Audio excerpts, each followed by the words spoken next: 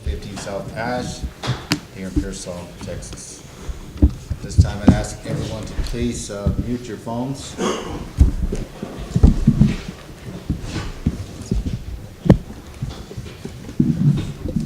we have a roll call, please?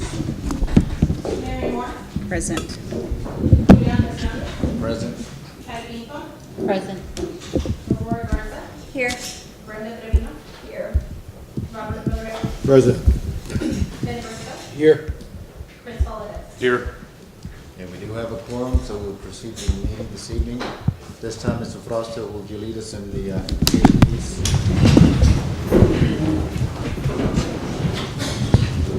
Heavenly Father, we're grateful this evening, Lord God, for everything that you've done and are doing here in the city of Pearsall. We thank you, Lord God, for our leaders here at the council, Lord, for our city manager, and for everyone involved in one way, one form or another. For the citizens that are here, Lord God, thank you for each and every one of them.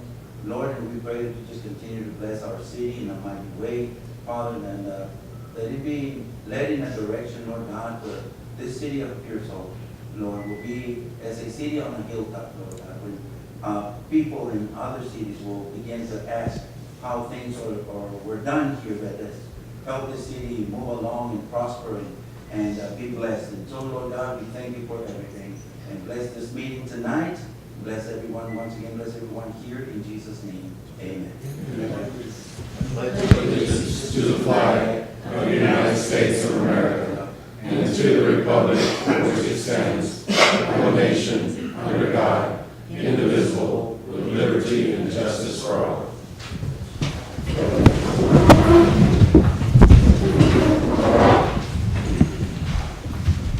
Okay.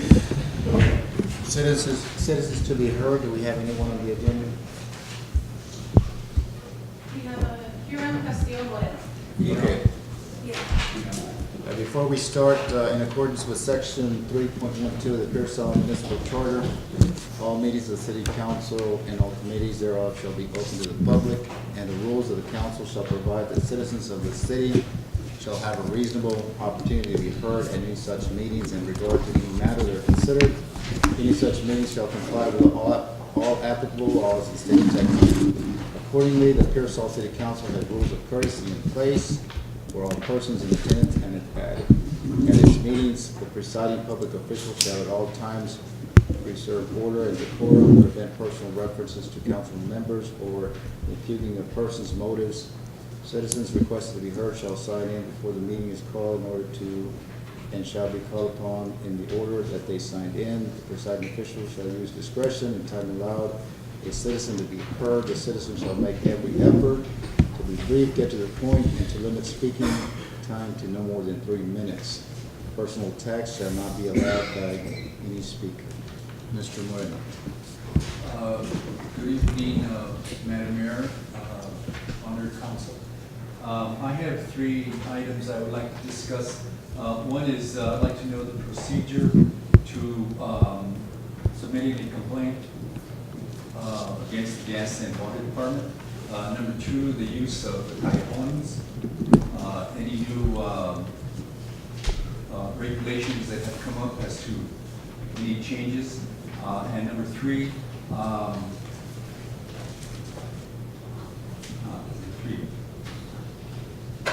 forgot. Okay, so those 2 items are the most important things that I would like to have information today or in the week. It says public forum, so we'll address it to the city manager. By the end of the week.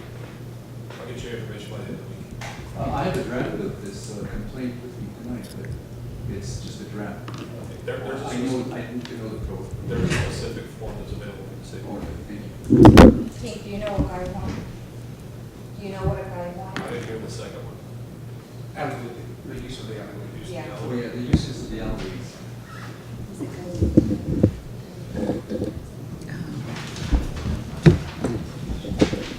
Thank you, Mr. Moreno.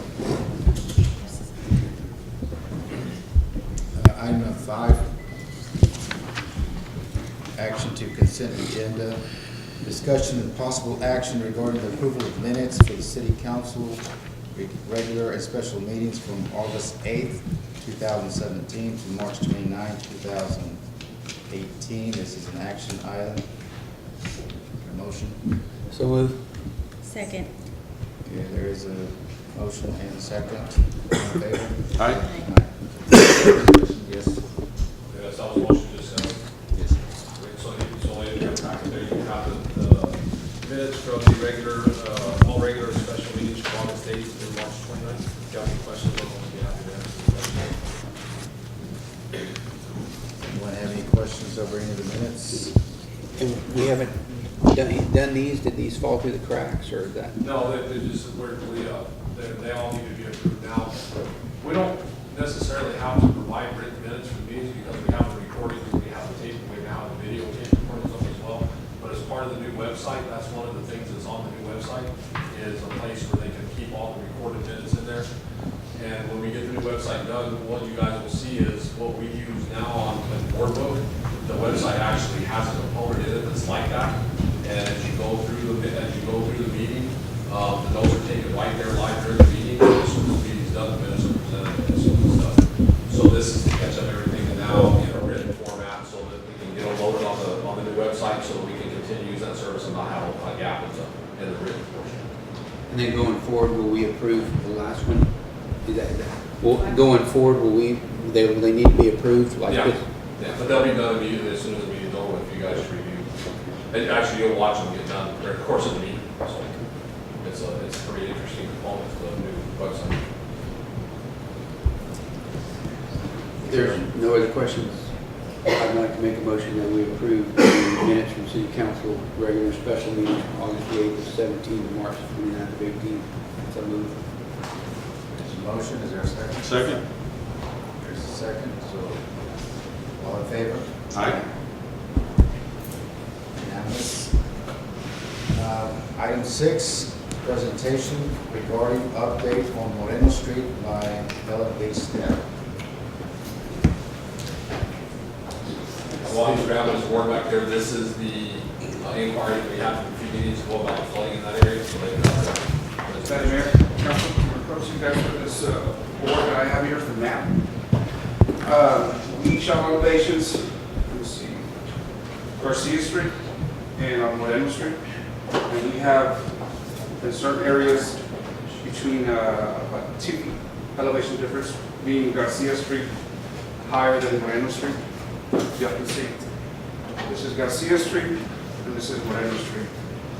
This used to be Creek, West Creek, and it follows the floodplain right here. This is the reason we're having the issues that we're having. And one way you can stop it is if citizens are going to agree to put a curb on their driveway, which I don't know if they're going to agree or not. That's the only way you can stop that water from going over. Because, I mean, if not, they won't be able to get into their driveways. Those driveways are allowing that water to come over. And then when it rains and more than 3 inches, it's going to flood, it's going to come through because everything's running down that way. That's the natural waterway, so it's taking the natural course, and it's going to come over regardless. So, what can we do about it? Robert and I talked about this, and it's either going to be an expensive project, but it would also, Texas would have to approve it, but we think that they probably won't, because we have to tie into their drainage system. And since they're already overloaded with what they have now, they probably won't allow us. So, I mean, that's all I can. We did our study, and that's what we came up with. So, I mean, this is a natural waterway, and it goes right smack to where we're talking about right here. So do those culverts, they take on most of the water? They take on most of the water, but when you have a rush of water, they're only going to allow so much water to go through. Since it's going through covered pipes, you know, it's restricted to a certain, it goes with 30-inch pipes, or 32-inch pipes, and then they're already connected to the existing textile drainage. So whatever's coming in, once the textile is bringing in almost half of the city and their drainage, and we're changing that. So now it's allowing whatever little bit can come in when you have a rush of water coming in this way. There's some conflict there. It's helped a lot what we've done, but it didn't solve the problem. I mean, it's relieved a lot of it, and I believe you've had a couple of incidents a year, but versus when it used to be every single time it rained. What you guys want us to do, we'll take anything.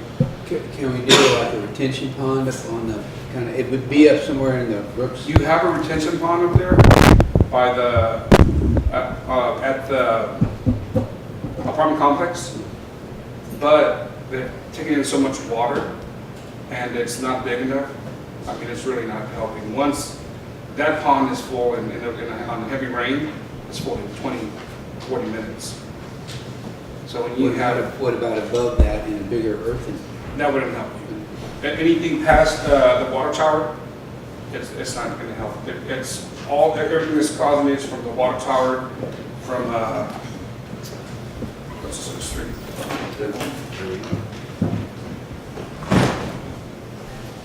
Colorado Street. Everything coming in from these cross streets, which is North Garcia, what is that? You got No. Tafola. you got Trevino, Yeah. Oregon. All those are coming in here into West Colorado, whether they're coming down Trevino Street, down Liza and Christie. Halfway through here, it has a different break here. It comes towards 140, and everything else here is coming this way. That's where the issue is. We're bringing in so much water. Where those streets, they're made to funnel through as fast as possible and keep it off all these other properties. So, I mean, so if the money wasn't an option, how do you fix that? I mean, It put in a would bigger- take a lot because you'd have to get easements through people's property and Put in bigger big old drainages. culverts that you probably don't even have enough room. Or there's probably sewer running through there, electrical, cables, there's a big gas. So, we're talking about easements, and people are not gonna wanna give up their property. This is why San Antonio floods. You just can't fix it all. I think one of the main concerns was the erosion of the roadway as well. So if we can't do anything in regards to the water itself, how about the roadway? I mean, how would we stop the erosion? Well, Seal previous them. council, what we had told them previously when we did our streets was that what we had recommended was to put the steel coat on it and then come back when, 2-3 years, within 5 years, come back and put an overlay, which is what we're doing now, on top of it to make it stronger, and that would have lasted a lot longer. But obviously, we've moved on to other streets, and I understand, we're trying to get as many streets done as possible. So that was the option that we had to do more streets back then. That's why we chose to go with the seal coat now that's there now. Mr. Jackson. So Rick, what you're saying is the best option then is to if the citizens would agree, would be a hiker, not a regular curb, but a hiker. They would lose their driveways. Right. Yes. But that would keep the water out of the. That would keep the water out of That's the only thing that would keep the water out of the. Now, mind you, we still have water coming in from this property right here, and Washington Street also comes back in here and goes on Moreno. So you're still going to have some kind of flooding because Moreno's pretty flat. So, There's no place where to go. So high curbs could alleviate part of the flooding in the yards. yes. They agree to that. On the Moreno side of the yards. Because if you look at the yards also, if you look at Garcia, you can see the drop off going right into the backyards of the people from behind Moreno Street. And you can see that significant slope, it's about 2 feet. So, they're still going to get all their neighbors' water regardless. But they will get the water out of the street. not off the street. And that only happens when they get 2 or 3 inches of rain in one night. How many homes are affected when the water actually jumps? I would say about 4, maybe 5. And are there homes facing, Moreno Street. Moreno Street? Yeah. The homes on Garcia don't get flooded. It's only the ones facing Moreno. So there's homes facing Garcia, Mm-hmm. I know there's homes on Moreno. Yeah. Those they don't get affected because they're sloped down, because they're higher than Moreno. So in other words, you're sitting in your backyard, you can look down into the fence from their back door on Garcia Street. There's no alley between those. No, no happen. So there is an option then, obviously, for trying to maintain the street. So that's something you guys can consider. The high curbs are an option to try to keep it out of the yards. I'm assuming, based on what you guys found, that when that subdivision was, that part of the town was subdivided and put in, that creek was backfilled, and It was backfilled and built up where it developed it back in the day. They backfilled and they developed it. Which they should have followed. Such things, check and flood and Yeah, there's no such thing. that's where flood zone laws came from. Yeah. So then we will have an option to maybe look at South Moreno in terms of That's how. the street. But the issue was the street of South Moreno had many potholes and it was just deteriorated from the. Oh yeah, I mean, there's a fix there. I mean, it's just when we come back, we could always we could do a heavy cement stabilized, which maybe goes 6-8 inches. Redo the whole street after we do the infrastructure, of course, and then you come back with a 2 or 3 inch hot mix, which will give it a better life. And when we do that, we can probably just change the profile a little bit on the street. And if you want to put a curb and gutter to help it run off, that way when it does sit there, it'll sit on the gutter itself, not on the street like it does now. What's the width on that street? I believe that's a 20-foot wide street. 20? So not a lot extra. That's not a lot, yeah. That's one of the narrowest street. I think it's at least 30. Really? Maybe in the turn, but I think it's I know there's parking. 20, 24 Parking on both sides and then you can. Well, we can't tell what's what because it's all grown in, the grass and dirt built up and all of a sudden. So curb and gutter take 3 feet of that. Yes, sir. Yeah. So it's 30, we got 27, that would be okay. If it's 20, we get pretty thin. Maybe 24, so. This could be hard to, if you have people parking there, when we take 3 feet on the side, then you can have people parking in the curb. I guess it's something to look at It's a- going forward as a fix on that street and alleviate some of the issues on that street. We'll take anything from council's direction, just let us know what you want us to do. I just brought you what the findings that we had, so. Got any questions? Any questions, discussion? So maybe as we move. Thank you. So maybe as we move forward with the streets projects, and if there's available funds, so forth, we can start looking at that. Yeah, in the council inquiries tonight, if that's something you want to discuss, then you can bring it up in the council inquiries and we can add it to the next agenda. All right, thank you. Yes, sir. This will be here, if y'all want to look at it. Yeah, I'm good. Okay, item 7, new business, 7A. Discussion and possible action regarding the violation of the city's home rule charter, Article 3, Section 3.08, forfeiture of office by City Council Member Chris Valadez. This is an action item. Motion. Discuss. Motion to discuss. There is a motion and a second. All in favor? Okay. Mr. Mayor, Pro Tem Council, As you know, the charter has some requirements that are placed on not only the citizens, but especially requirements that are placed on the council. So one of the things that it falls under your responsibility and my responsibility is watching to make sure that we don't violate the provisions of the charter. So I'm just going to read to you under section 3.8 what it says. That section is forfeiture of office. And the section says the mayor and any member of the council who ceases to possess the required qualifications for office or who is convicted while in office of a felony or misdemeanor involving a crime of moral turpitude shall forfeit his or her office, which forfeiture shall be declared and enforced by a vote of a majority of the total membership of the council.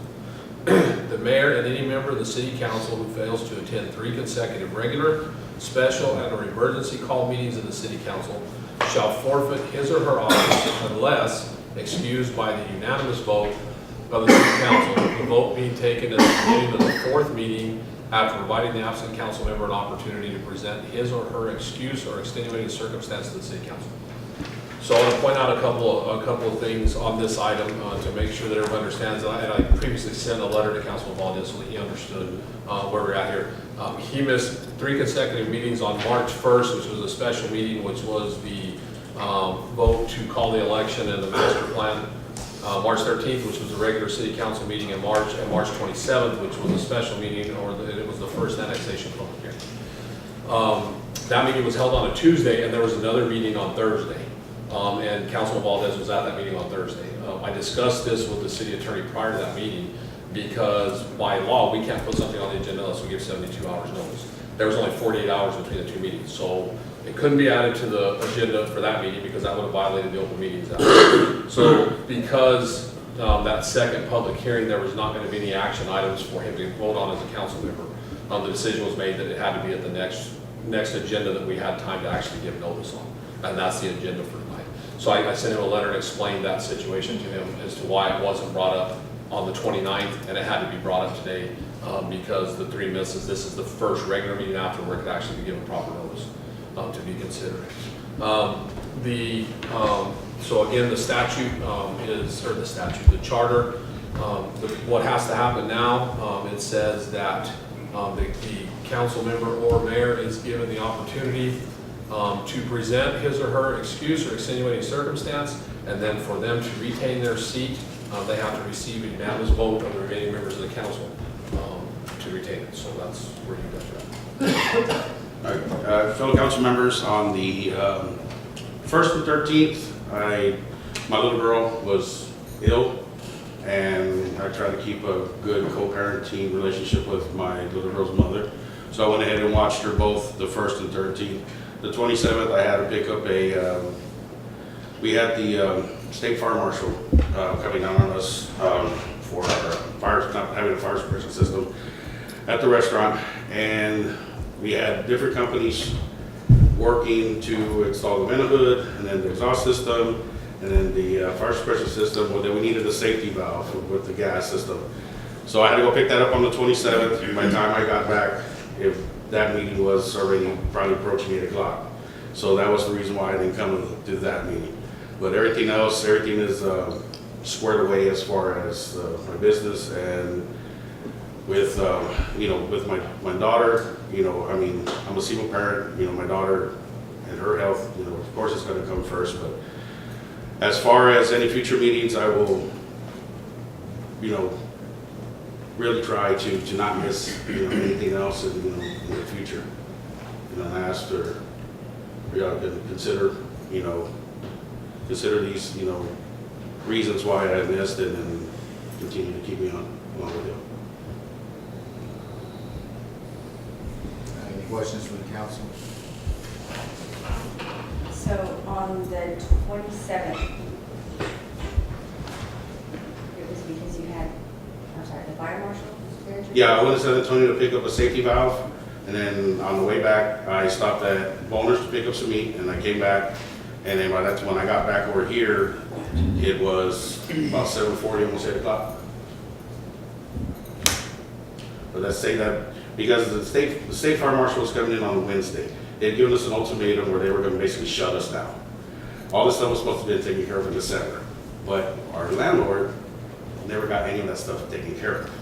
So we ended up having to foot the bill. Okay, so we're talking next time about $10,000.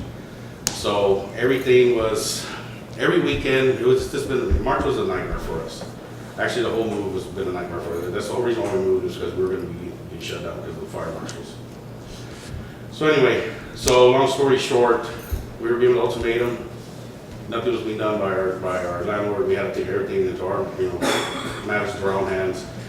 The last thing was the safety valve, and then the electrician had to go in, and then we had to get everything tested, which was, we had finally got it tested this past week. So everything is up to par as far as our business, but then on the 27th, that's what we're on. It was, because she came in on Wednesday. I see what you're saying, but did you let anybody know that, hey, I'm not gonna be able to make it? Yeah, I texted Crystal. For all three of them? Yeah.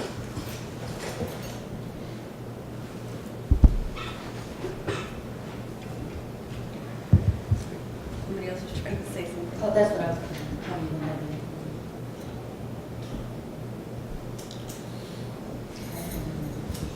I guess my other thing is that I work, I lead worship at my church, and on Tuesdays, we used to have practice on Tuesdays, but my pastor's gracious enough for he let me do it now on Thursdays, which is now another one of our days that we have stuff that gets called. But even then, even if I'm going to be late, I'll text Crystal and I'll say, hey, I'm going to be late, might be 30 minutes late, might be 45 minutes late, but I'm going to show up because this, you guys voted me in. The city hasn't, the city didn't get a chance to vote me in, but you guys appointed me, thank you. And I just see that as, make it there, it's an honor to be on this council, so. No, I fully understand and I totally agree with you.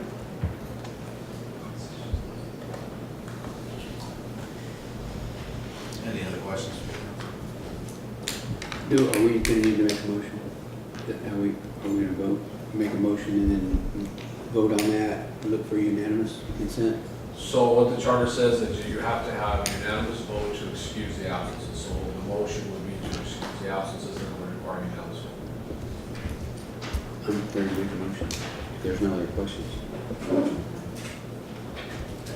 Mayor Pro Tem, I'd like to make a motion listening to Chris's excuses, and certainly for understanding we all make concessions to be here, and it's really important. But I would make a motion that we allow that excuse to stand this time, and that's my motion. Okay, so there's a motion to excuse Councilman Chris Valdez on his absences. Is there a second? Second. So motion is second, all in favor?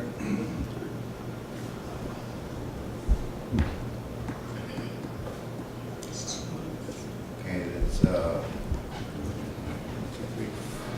4. Which one are you marking as a second? I had Patty and Robert raised at the same time. Patty.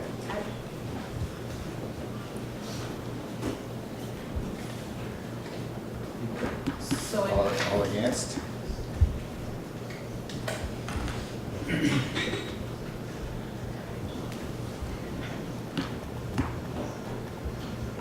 okay, so in favor I have Mayor Pro Tem Julian Hernandez, Patty Hinton, Robert Villarreal, and Ben Briscoe. In favor 4.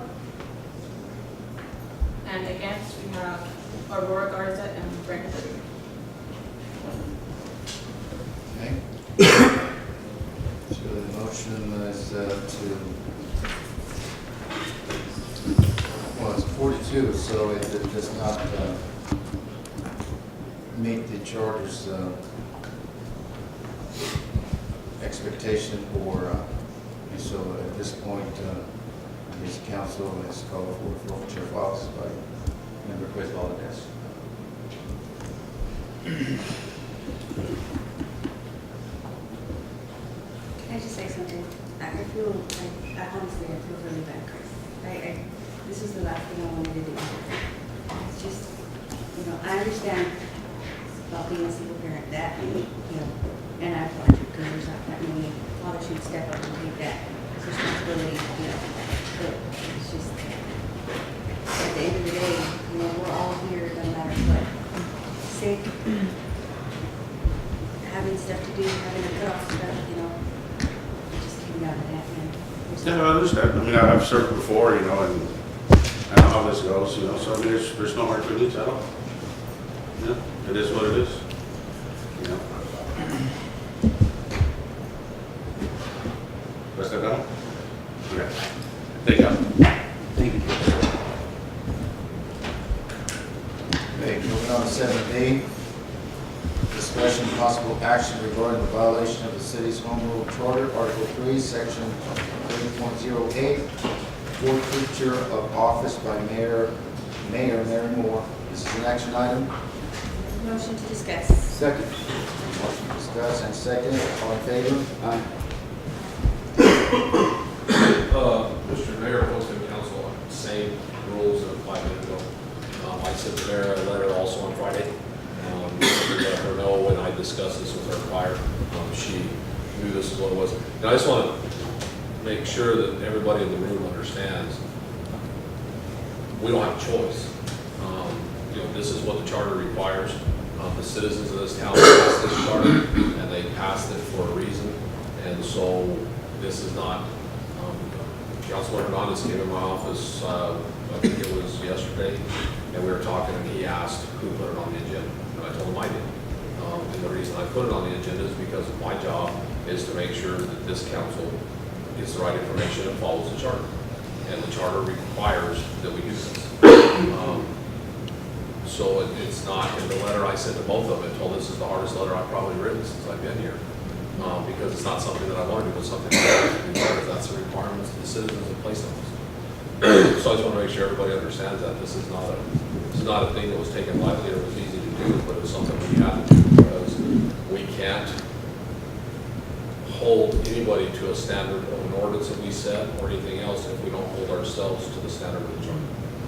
So I just want to make that clear. So same thing, the mayor should have an opportunity to present her excuse, and then you guys will have an opportunity. Any more? For the entire month of, almost the entire month of March, I fell prey to food poisoning. And I was in the hospital exactly 28 days, fighting for my life to live. Almost died twice. Once when I bled internally, and second when my lungs was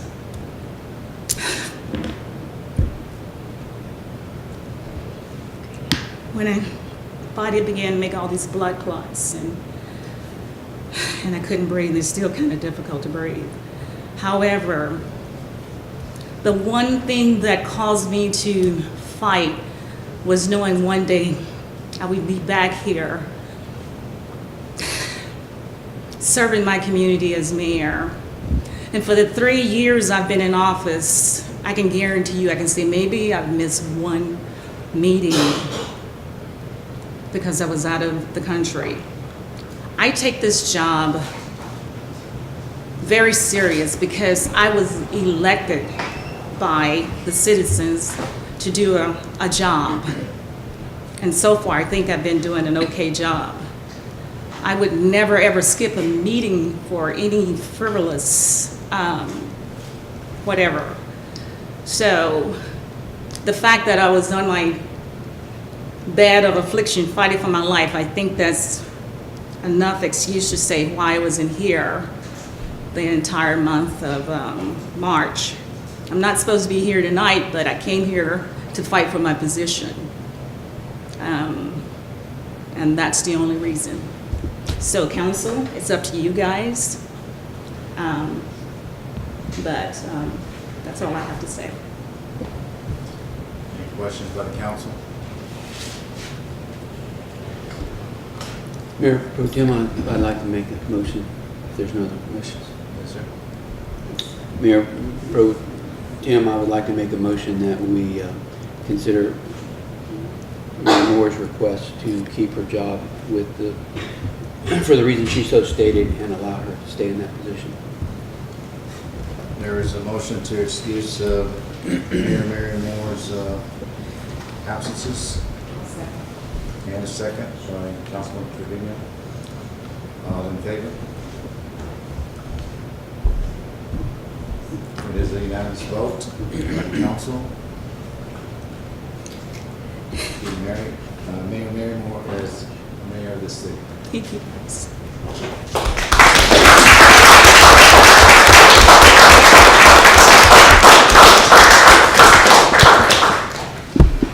Please continue on, I can't. I'd like to say something. As you all know, this council has adopted rules of engagement, which means we are pretty strict about what we need to do with each other, because we have to restore the public's faith in city government. And so that is the reason for the actions tonight. Moving on to 7C, discussing and possible action regarding the acceptance of proposed Main Street Advisory Board bylaws. There's an action item. Motion to discuss? Motion by Councilwoman Garza, and seconded by Councilman Briscoe. All in favor? Aye. Yes, sir. Mr. Mayor Pro Tem Council, before you is a proposed set of bylaws for the Pearsall Main Street Advisory Board. As you know, one of the requirements we had as soon as we got the Main Street designation was to create the advisory board, which you all did. And they've had 2 meetings now. At the first meeting, we gave them a draft of a set of bylaws. The draft basically came through the Texas Main Street program. Here's something for you guys to look at, personalize it however you need to, but there's certain requirements that need to be in there. So we did give it to the board. They did do a few things to personalize it, but they kept it very similar to what has been accepted, because in the end, once you guys accept these, they still have to accept it as well for it to be a working set of bylaws. Very basic set of bylaws. It establishes the leadership of their chairman and a vice chair and a secretary, and it establishes some of that stuff, how their meetings will be run, and some of the things that they do. The big thing that I want to point out that would probably give you guys any alarm whatsoever that's not in here, that gives the board no authority. They're an advisory board to the city. They get to make proposals, they get to make recommendations, but nothing gets done without your approval, which is the way advisory boards are supposed to be set up. So it establishes that process in there, that they'll do stuff and they'll work and they'll come up with proposals to you, and they'll present those proposals to you guys for action. So it's a very straightforward set of bylaws, very basic set of bylaws, what's required for them, for the Main Street boards to recommend that you approve. Are these bylaws consistent with the other groups? Most other groups don't have bylaws because they operate under the charter. So the provisions for our other standing committees are in the charter, to our Main Street's not in the charter, so the bylaws will be required. But they do operate the same way, same meetings are posted the same way, operated the same way as our other committees. Any questions from the council? Okay. This is an action item. Is there a recommendation?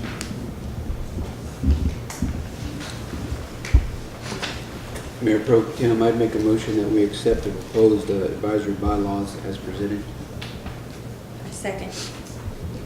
Motion by Councilman Briscoe, seconded by Councilwoman Garza to accept the proposed Main Street Advisory Board bylaws. All in favor? Aye. Unanimous. Moving on to 7D, discussing possible action regarding the proposed amendments to the Pearsall Police Department Policy Manual. This is an action item. Motion to discuss? Motion to discuss. For a second? Second. Okay, all in favor? Aye. Aye. Okay. Mr. Mayor Pro Tem Council, I want to have Peter explain these to you. I just wanted to give you a little bit of background on this. If you'll remember, not too long after I started here, we presented a new set of policies for the Pearsall Police Department because the policies that were there were from 1993 or something, were extremely outdated. And of course, anytime you have anything bad that happens someplace, that's the first thing anybody's gonna look at is your policies to see if they're up to date, whatever. So Peter did a lot of work on a set that came to him through the police chief's commission. We had Bobby review them, and you guys approved those about a year ago? Yeah, it's been about a year ago. Peter just got through with his training for the year, and there was a few things that came up in the training that they suggested that needed to be changed in the policies. So he drafted some changes to those policies. We sat down after the special meeting on the 29th with Bobby for a significant amount of time after the meeting was over, and went through those changes and ironed out what would be the final ones. So he's going to present those changes to you right now. Just want you to know up front, this is I've looked at them, Bobby's looked at them, we're good with them. But he's going to tell you what they are and why they're necessary. I'll keep it as short as possible, Council and Ms. Mayor. Basically, the Texas Senate bill that was just put into effect, 1849, commonly it's being described as the Sandra Bland Act. It involves racial profiling. It needed to be updated. It's been in effect since September, so currently our policy manual technically didn't have the right verbiage in there, so we added that in there, so we're covered on that. The next amendment would be just wording on a couple of statutes we have there. One being professional conduct, and it's something we've always done. We expect our officers to complete their reports by the end of their shift. It was just some wiggle room in the wording that we wanted to remove to make sure the officers stayed steady on what the spirit of that rule was. So we just changed the wording on that. We also made some amendments to our eligibility for promotion. And this was again at council, city attorney's recommendation. I'm sorry, froze up there. So it just to include the number of years of experience required, and also that they meet the job requirements as documented with the city of Pearsall HR. Just something simple that we wanted to make sure we had on there.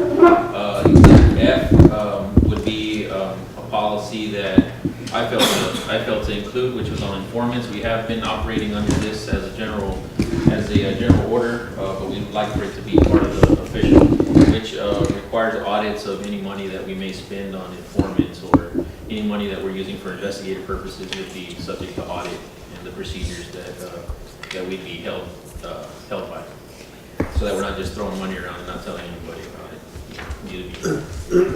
And finally, I didn't think it was, I didn't necessarily include it initially. I thought it was a foregone kind of deal, but on arrest and detention policy, the training I just attended said that it'd be best if we had something on there just to discuss arrests and detentions. And then finally, again, with some wording on our vehicle impound and inventory rules. This was brought forward by the Assistant District Attorney in assisting with the prosecution of cases where we're impounding vehicles. And again, just some wording that she wanted removed from there to make our job and our prosecution easier. That's it. Yes, sir. Teague, you and both our city attorney have reviewed and looked at them. Yeah, they're good. They're good changes. They clarify some language in the places where there was, like you said, a little bit of wiggle room on a couple of those deals. You know, that policy when we did it was so outdated when the revision was done. I mean, the revision's been there for 24 years, 23 years, whatever. The policy was in place at that time, still required officers to carry a .357 Magnum. Yeah, revolver, didn't allow for cohabitation with somebody of the opposite sex. I mean, there was a lot of stuff in there that seems, I mean, it sounds funny, but the reality is if you have that person that they make an arrest or they do something and now they get an attorney and that person comes in, I mean, they're going to use all that stuff to try to discredit the department and to discredit what they did. So that was important to update it when we did. And these changes are all things that clarify, add to, or increase the level of expected professionalism out of our officers. So yeah, we're good with all that. That's regarding the CIs, the confidential informants. Is that going through the finance department regarding the fees and?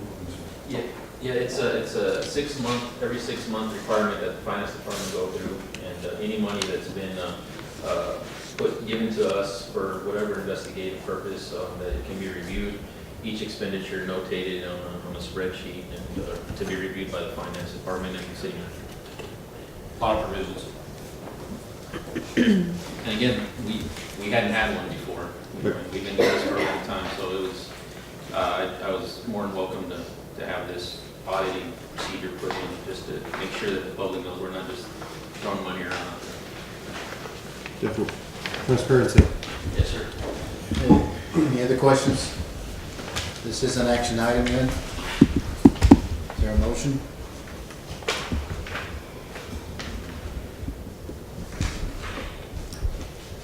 Mayor Pro Tem, sorry. I move that we approve the proposed amendments to the Pearsall Police Department policy amendment. There's a motion. Second. This is second by Councilman Villarreal. All in favor? Aye. Unanimous? Okay, going to 7E under new business, discussion and possible action regarding the adoption of the Pearsall Comprehensive Plan 2040, our New Horizons proposed schedule. An action item. Motion to discuss? Second. Okay, all in favor? Yes, sir. Mr. Mayor, Pro Tem Council, at the master plan workshop, one of the items that really what basically came out of that was we allowed Mr. Uche to give us his concept on how this would be done, and basically what the council asked for at the end of that was to come up with a timeline to get it started and get it moving. So he's come up with that timeline, and I'm going to let him go through that with you and explain it to you real quick. And this would be this is the timeline for the development of the comprehensive plan. If you choose to accept it, this would be his guiding document to get through to that point where we have a comprehensive plan. So, Uche, it's all yours. Yes, sir. Madam Mayor, council members, good evening, everyone.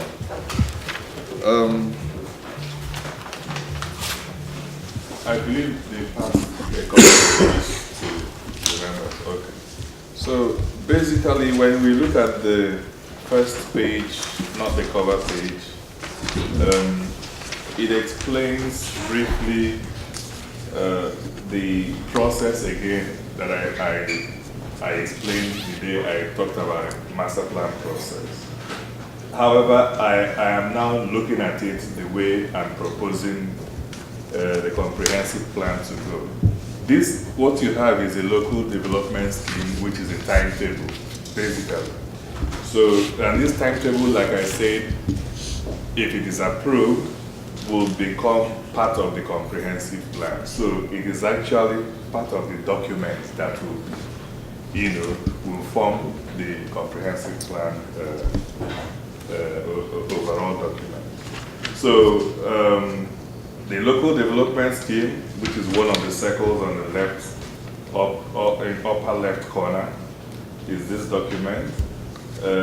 This bubble diagram shows everything that is going to happen for the comprehensive plan to go through.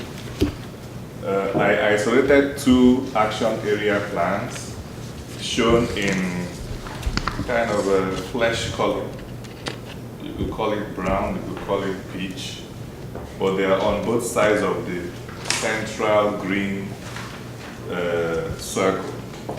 Those action area plans are supposed to go along in tandem while we're going through the process. So the first one, action area plan, is the west side of Pearsall, which is, the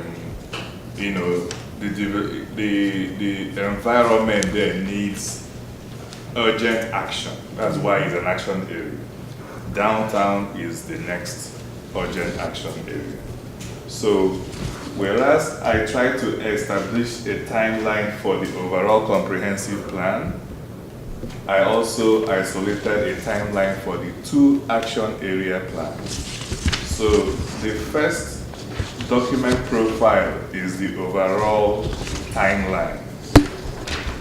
The second and the third are for those action area plans, and if you look closely, you see that they dovetail into the original timetable. So, while the kickoff is all on the same within the same month, the month of April, assuming we approve it will have to start at the same time. However, the process, the following or the subsequent time scales will differ.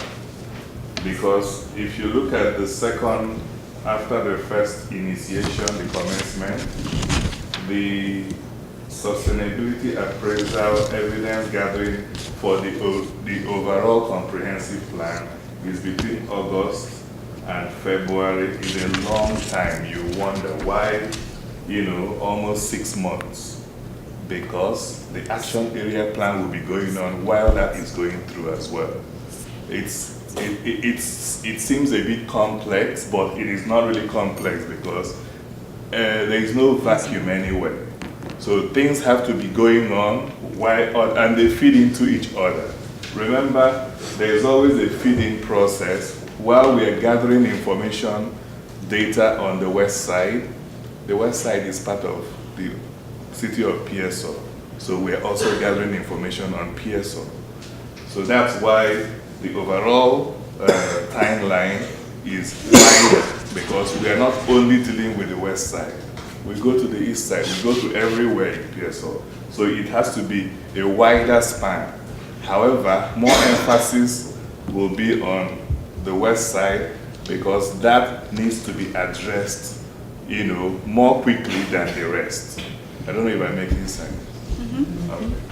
So, but the adoption of the comprehensive plan, the overall one, is due to happen next year in October.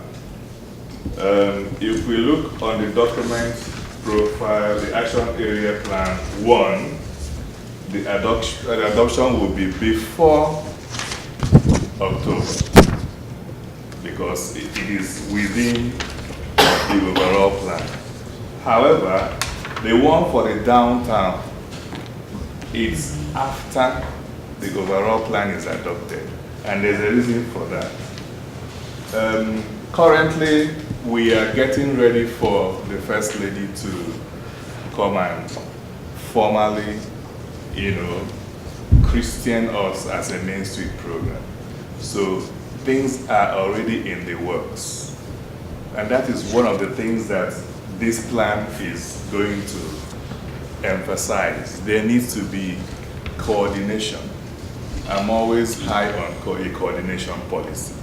That was one of the things I asked Mr. Jackson when I was being engaged, whether there was, because I know most cities, that is a problem they have. When the planning department is doing something, the TxDOT, the transportation people are doing something else, utilities, they are doing something else. So there doesn't seem to be any coordination. And that's why when they finish building the roads, the water people are coming to lay the pipes and breaking the road because there was no coordination. So in this plan, I'm trying to avoid that. So because I know the Main Street program has kicked off and they will continue to kick off, things will be happening within the Main Street, within downtown. So downtown, why the adoption is further, 2020, it doesn't mean that nothing will happen in downtown. Downtown probably would have taken shape. However, there is monitoring and review, which is what I explained when I explained the master plan process. There is always a need to make changes, make amends. All those things will be included in that timeline for the downtown.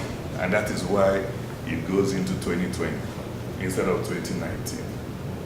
But that's basically it.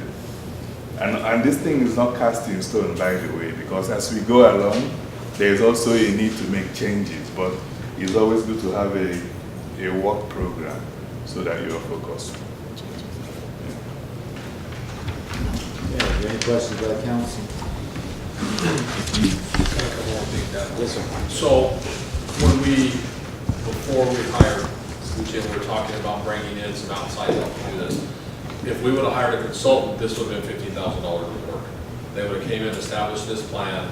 That would have been the first phase. Then they would have come after that, conducted the meetings, and done that stuff. So now that's what if you guys adopt this plan, that's where he goes next, is he starts working on setting up the meetings, conducting the meetings, and getting the input, gathering the data, doing all that stuff. So it kind of removes a big part of the process from the master plan workshops that we've had. Because we weren't getting a lot of people showing up to those to participate. So he actually removes that part of it. You guys still have your part in the guidance as far as where we go, because he gathers all the data that goes to the council and says, okay, here's everything we got. Now, what are the milestones we're gonna take out of this? Here's all your public input. Now you guys put your input into it. Let's set our milestones and go where we're going. So this is a year ahead of where we were. Just getting this getting started. Mayor Pro Tem, I'd just like to commend you specifically because I know you've been pushing for a comprehensive plan for the future, and so certainly this Uche, good job, and City Manager, it looks like there's a real good start to get going, and what I like, it looks like it has some dates with some accountability points. So anyway, on that, well done to you guys that have really been spearheaded this, and I'd like to make a motion that we accept this plan, the 2040 plan for our new horizon. Second. Okay, there's a motion and a second. All in favor? Motion carries unanimously. Okay. Thank you, sir. Item 7F, discussion and possible action regarding resolution number 2018-04-01, approving the USDA Rural Development Community Programs Workout Agreement. This is an action item. Is there a motion? Motion to discuss. Second. Motion and a second. All in favor? Yes, sir. Mr. Mayor Pro Tem, Council, we mentioned something, let me give you a little bit of background on this. We talked about 4 or 5 months ago in a council meeting about the fact the mayor was at the meeting with us, that we had had a visit from the USDA, and they were here basically to audit the 2012 loan, and what we had done with the 2012 loan. And we talked about this in a twofold step. The first thing that we mentioned was that they had come to us and talked about the ADA requirements, and we kind of got sidetracked with going through the Americans with Disabilities Act requirements and what they were talking about with that. But the second part of it was this reserve fund, and we mentioned it that night and said, you know, we've never seen a document on this, and we're trying to get the document so we can figure out what they're talking about. We requested the document repeatedly. Brianna requested the document repeatedly. None of us ever got it. But we did get finally, our auditor was able to also reach out to this lady with the USDA, and she responded to him. And in the response to him, she didn't give us the document, but what she said was, here's what your requirements were under that loan. And one of the requirements under that loan was at the time it was taken, there was supposed to be a reserve fund set up. And this dovetails exactly what she told us today. This is the way they do all their stuff. It was, Josie and I talked about this out because I was surprised we weren't required that we didn't have a reserve fund, but I was told at that time we didn't have to have it. So basically that reserve fund is a fund every year you make your payment and put a little bit extra in. And that's a good faith thing with the federal government to show that you're not just scraping by to make your payments, and then basically when you get to the end of it, you've saved up another payment. So your last payment's in reserve when you get to that point. We're supposed to have $36,000 in that fund right now, and we don't have funds. So the discussion with her at that time was, okay, and that was over a 10-year lifespan, so we had 10 years to put that together. So it was $6,682 a year. Over 10 years, which would have got us at about $67,000 in that fund by the end. So right now, 5 times, we're supposed to be right at the $36,000 mark. So what we had asked her at the time when she came and done the audit was, okay, so agree, if the loan requires us to have the reserve fund, we're supposed to have it, and yes, we're supposed to have X amount in it at this point. But if you're saying it was a 10-year reserve fund, then we still have 5 more years to put the rest, to have it at the full amount. So is there any way we can do this over a 5-year period instead of catching all up at once? She finally, after Mr. Carter reached out to her, she finally came back and said, okay, we'll offer the city a workout agreement, and that workout agreement, because you have 5 years left of the 10 years, then we'll just say you have to make a double payment every year instead of putting everything in that you owe at once. So in the workout agreement, instead of having to put in $6,682.32 a year, we're putting in $13,364.60. And she, in there, she's got it broke down as to how much it's supposed to be. We're supposed to be at $36,195.90 by the end of this fiscal year. So what they're saying in the workout agreement is they will allow us to put in $13,364.64 this year, and each year for the next 4 years, so that at the end of the 10 years, we can do where we're supposed to. This will get us into compliance with the loan, because the city's been out of compliance with the loan since 2012. Tonight, we're not necessarily responsible for worrying about where the money comes from, because we'll figure that out. But tonight, we have to get the agreement done. This is one of the other things that we're waiting on getting done so we get the audit finished. Because this is a hole in the audit, because they've given us that now, so we have to answer that question. So we need the council to approve this workout agreement tonight, so that we can get the audit finished. And then at the next meeting, we'll come back with a funding mechanism for this. That's all I know tonight.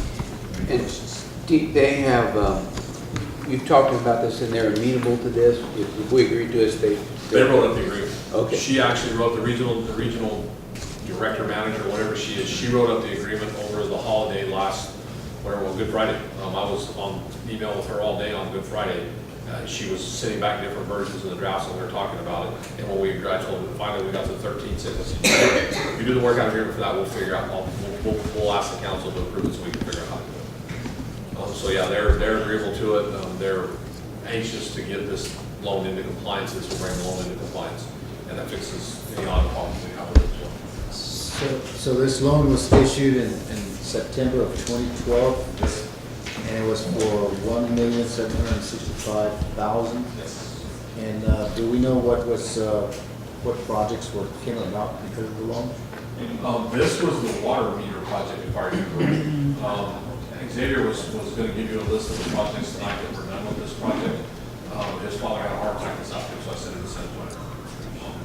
And he didn't have time to write it up for me. What's the lady's name? Can you understand? Betty Soto? That's the lady you reached out to too, correct? Yeah. And so the agreement at the time was to make sure we had that 6,700 put in reserves every year. Every year. And it wasn't done. And now we've got to double up to catch up. Exactly. It wasn't done for 5 years. We had 10 years to do it. So now we double up for 5 years to catch up. That's a whole lot easier to come up with 13,000 a year than it is to come up with 36,000 once. It's not to come up with 6,000 every year after that. So this agreement is pretty good. This agreement is good for us. I mean, it helps us. You know, it's a minor thing, and it sticks out to me as this reads, prior to the end of fiscal year beginning 2018, deposit reserve account of $13,000 will be made. And then the next statement says, prior to the end of fiscal year beginning 2019, deposit of reserve account of $13,000 will be made. I haven't put in there an additional deposit, because in theory, as you read through that, you can make one $13,000 deposit for 5 years. And I agree. The only thing I said that they do have them listed is they do have that completion date over there beside it. okay. So that second action item, which is to deposit the $13,364.64, has to be done by 9/30/2018. So they give you a completion date. I think that's why they don't. And it's obvious, it just, future councils may want to spell it out, that it's not one time, it's 5 times. Just a thought. A quick question. Did the 2012 council purchase the meters, or was that a lease agreement, or purchase? I'm not even sure that's what this was used for. I believe this was used for the meter. There was, if you remember a couple of years ago on the audit, there was a question, the audit that was done right after I started, there was a question as to where that money, which money had been used for what, and the purchase mechanism that had been used for the purchase of those meters, because if it came out of one of the funding sources that we had, it was done illegally. If it came out of the other funding source, it was supposed to be done a different way, and there was a lot of confusion over that. We couldn't find any record to show which one were which.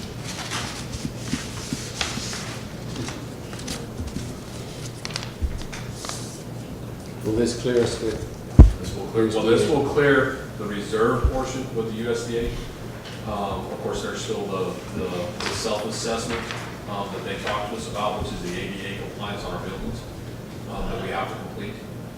We're going to hold off on that till last minute because we know we have some buildings that we're going to have some resolution to. And the TML proposal that you guys have on the insurance right now would solve a lot of that if it goes through. So we'd like to see if we can get approval on that before we do the self-assessment, because we can answer the self-assessment, we're going to do this to fix it. And a lot of times it's not the action of fixing it in those USDA assessments, it's we have a plan to fix it and here's how and this is the way it's going to go, that get you through that as well. So we help, so the self-assessment's also due on September 30th. Everything's due September 30th. So we haven't done the self-assessment yet. Well, while it's unfortunate that we've had to inherit this kind of situation, I think it's imperative that we do something now to clear things up. Because even though we do not have the money in the bank, so to speak, Or knowledge to where this money. or knowledge to where this went. Is there any more discussion? Is there a motion?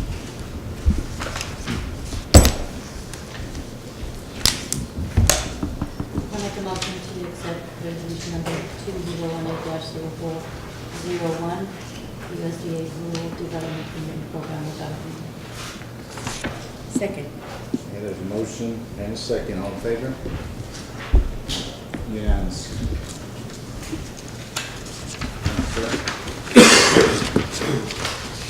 Okay, item G, discussion and possible action regarding ordinance number 2018-04-01, amending ordinance number 2016-06-04, allowing for a financial hardship waiver from assessment of the late penalty charge based on the timing of receipt of a fixed monthly income. This is an action item. Motion to, Motion on table, second. Second. There is a second by Councilman Garza, Councilwoman Garza. Okay, all in favor? Yes, sir. Mr. Mayor, Pro Tem, Council, obviously there's a lot of big words in there for a pretty simple issue. I had a couple of seniors come to me last month about their utility bills. And what I didn't realize until a couple of them came in and talked to me, our ordinance establishes when our bills are due, and it establishes when late fees apply. And so when bills are due 10th, late fees apply so many days after. And it's pretty easy to read the ordinance. What I didn't realize was if you're on a fixed federal income, be it Social Security, whatever else, not everybody gets paid the same day. Some people get it in the first week, some people get it in the second week, and some people get it in the third week of the month. But we have some seniors that get their payment in the third week of the month, and by the time they get their payment, they've already been assessed a late fee.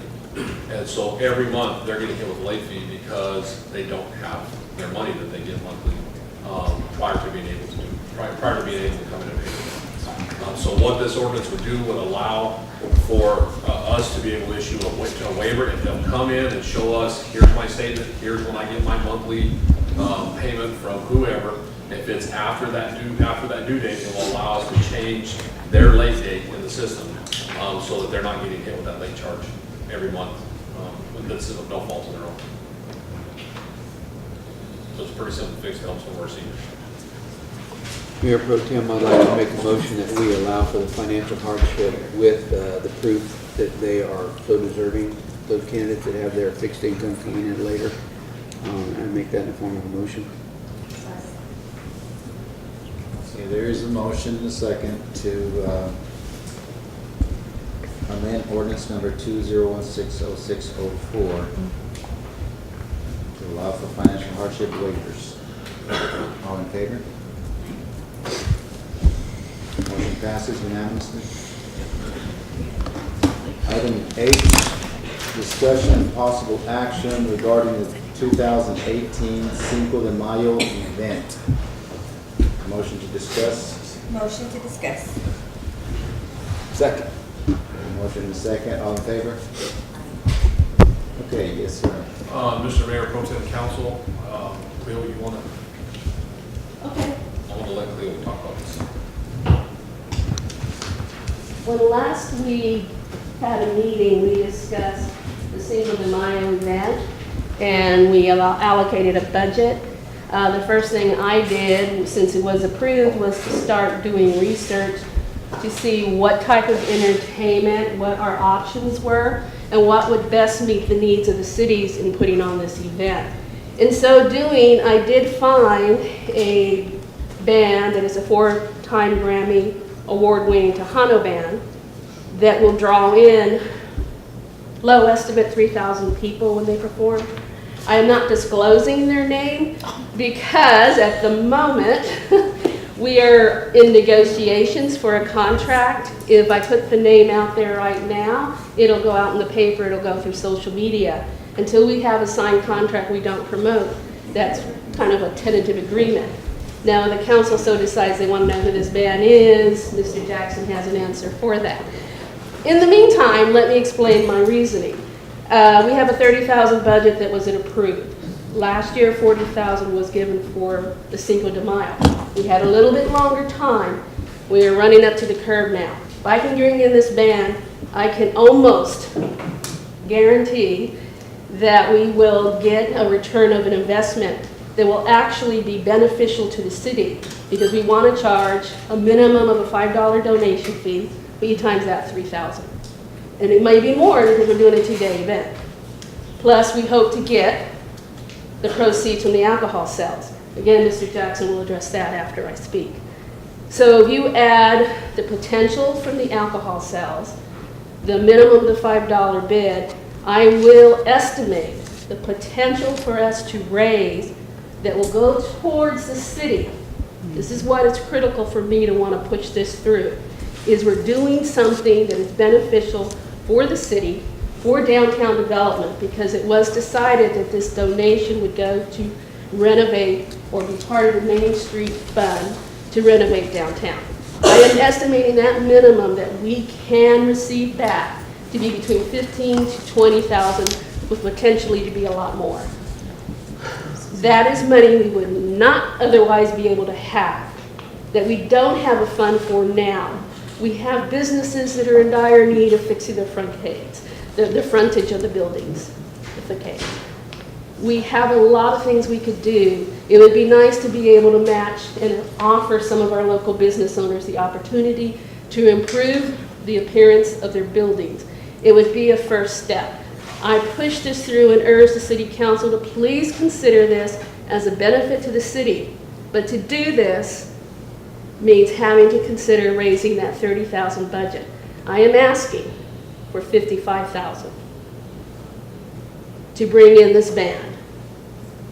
Now you think that's a lot of money, and it is, but you're going to get a lot of money back that you otherwise wouldn't. You keep it at $30,000. Again, I can almost guarantee we'll have a turnout. We'll probably have hardly none in alcohol proceeds sales, because there's none there. There are not enough people buying the alcohol. The proceeds, so once they pay off what they paid to bring in the alcohol, to bring in some staff, to go ahead and get the permit, by the time they pay those off, there's no money left for us to make a profit from or to go towards a donation to the city. That's the way it's worded in the proposal, that the vendor give proceeds of sales to as a donation back to the city. That's what our hope is. The other option is if we stay at $30,000, we're not going to draw in as a big a crowd because we cannot afford the entertainment. And it's hard to get entertainment for that low amount at this late date. This band is so well known and so good, they only perform once a month. And they're performing May 5th. This is expected for May 6th. They are making an exception to come for us because they were told that they felt this was something they had to do. This is something I feel I have to bring to you. So I graciously ask, respectfully ask, to please consider increasing the budget so that we can finally do something that will benefit the city and help begin the process of renovating the historic downtown. I see it as a win-win. Yes, we're putting out money. The money is there. I'll let Mr. Jackson address it as well. But please consider this. Do you have any questions? Cliff, I heard you the other day, or the word donation, $5 donation, but it's not a donation, it's a gate fee, right? If you We're go calling in- it a minimum of a $5 donation. So you can choose to make it, or if you're going in, you have to pay. We're saying minimum donation, if we want to change how we word that or how we do it. I frankly, see people come in and they can't pay it or refuse to pay it, I don't know if we'll say, well, sorry, you can't come in. I don't think we should turn anybody away. It's required or an ask of a minimum of a $5 donation. I see other people wanting to do more than that. For this band, I've been told by the people I'm working with, they'll come in droves. You know, that they'll pay that over and over again. And I've been to festivals in Cotulla, Poteet, other communities, and the fee, not a donation, is $15. Minimum. And it's 30, and then you gotta park, you gotta pay to park, especially at the Wild Hog Festival. So, we have not charged in the past. The citizens probably accustomed to that, but it's time we start doing something for our businesses. And this is gonna bring proceeds back into the community. So this is a good thing. So if we have to pay $55,000 and probably incur 20 or 30,000, we still back at that 30,000 where we were without charging anyone. So Yeah, I'll just be frank, it's 30,000 is the budget, this band will charge 25. There's the 55,000 difference. And I still have to do the rest. But I don't see us, I see us making the 20,000, I don't see us losing, I see it as a win-win. In the past, we've given 40 and got nothing. Got nothing. I mean, the city, the community's benefited, but the city hasn't And this returned. will give us a great deal of promotion as far as when the word gets out. The communities around here and the larger cities will go, what, Pearsall? Really? They can do this? They have the opportunity? The other thing I didn't mention is if you agree to this, then we probably have to look at a different venue location because the downtown area may not be able to hold this event, being that it might be 3,000 or more. So the options were to do it at the Civic Center, which we believe can be done. We could try to do it here in the City Hall. There might be a little bit more room in the parking lot when we've got elections going on. It's just limited space from where we had it last year to try to do it over here. We've got a lot more space out there at the Civic Center. So that was the other consideration to have at this point. Mr. Jackson? Let me add a couple things real quick, because Brandon's over here getting all antsy. The reason we're not disclosing the name of the band is because we're under a non-disclosure agreement with them, so we can't. Until the contract's finalized, we agreed that there would be non-disclosure until that point. If council wants to know, we can go to executive session and we can tell you guys, but until that point, it cannot be made public. So, I mean, we do non-disclosure agreements. First one I've done here, but I do this all the time. That's part of negotiating with big groups sometimes. So I want to make that very clear that we do that. Second, she mentioned the potential for proceeds out of this. So I do want to point out one of the other requirements. One of the other things council directed us to do at the last meeting when we discussed this event was to put out a bid for the alcohol sales and to establish what would be most beneficial for the city when it came to the alcohol sales as far as recouping some of the funds for this. We did receive 2 bids for people who were interested in participating in the alcohol sales. One of those bids was a proposal that had in-kind contributions but had a 0% of the alcohol sales. And the other one was a proposal that had some equivalent in-kind contributions at 40% of the alcohol sales. wow. So it's pretty easy to pick which one was most beneficial for the city based on how much alcohol sales they had. 40%? 40% of the profit. That part was taken care of, so I want you guys to know that. That was one of the things council directed.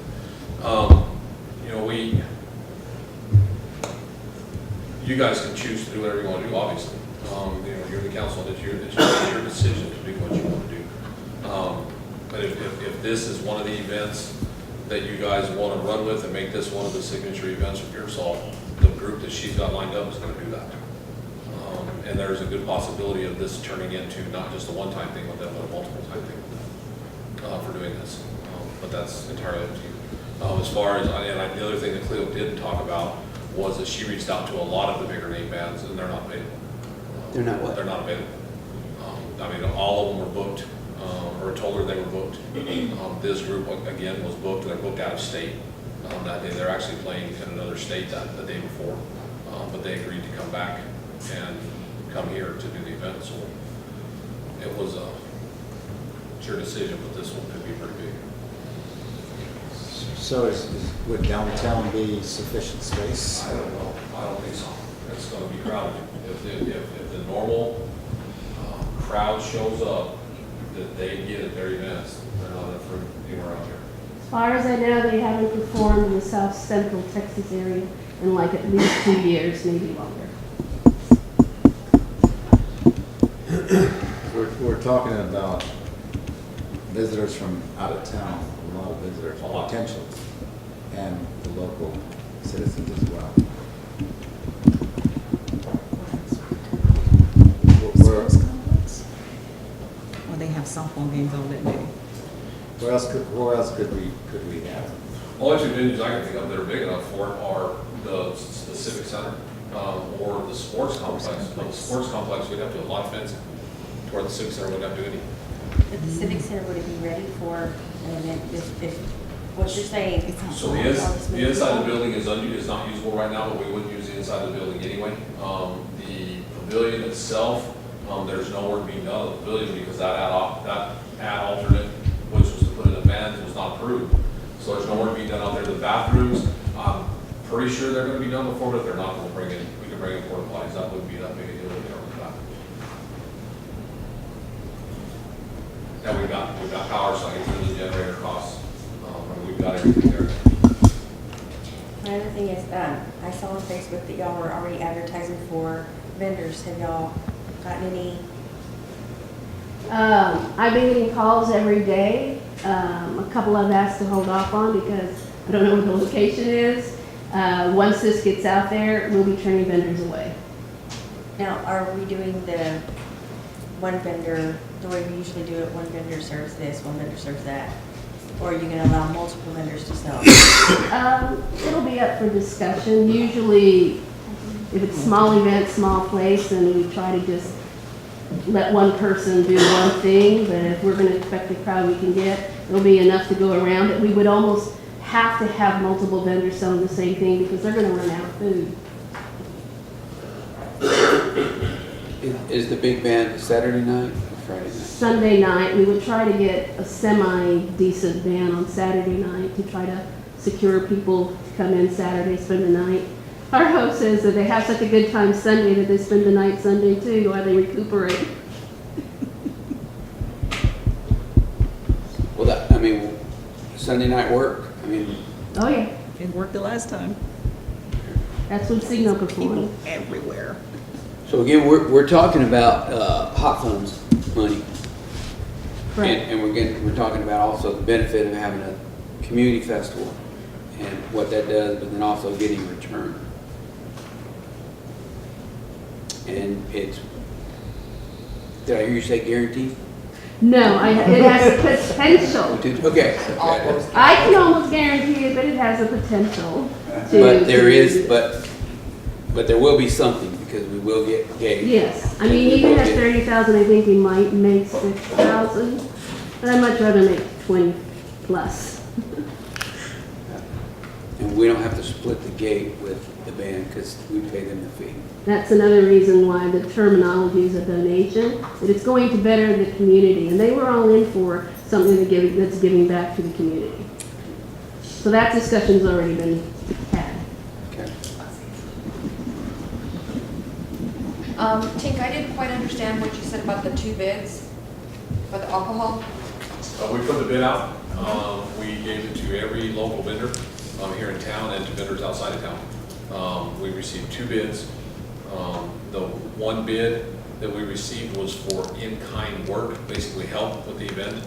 That came out to a total of, they reported total of about $2,100 worth of help. And the other bid was for 40% of the alcohol sales in help. Or, 40% of the profit in help. Not total sales, but 40% of the profit. And how's that going to be monitored though? We'll monitor their sales. We'll watch, I mean, we'll have to have somebody there counting what comes in and what goes out. It's not that hard to monitor the sales, if we have access to them. And we'll have access to them, because that'll be part of the agreement. They'll just be like buying it cash? instead As of long like as it doing follows tickets? TABC rules and guidelines, there's very specific guidelines on how the agency that's working with them to do the donation of the proceeds back, how you can monitor it, but it has to be done per their guidelines, TABC. TABC guidelines. So what's before us is a request for an extra $25,000. Is that correct? Correct. That would be one part, yeah, and, I guess there'd also have to be language in there about the location, because you guys set the location for the last. Yeah, the location was designated to be the same place it was last year. Yeah. So you have to do both.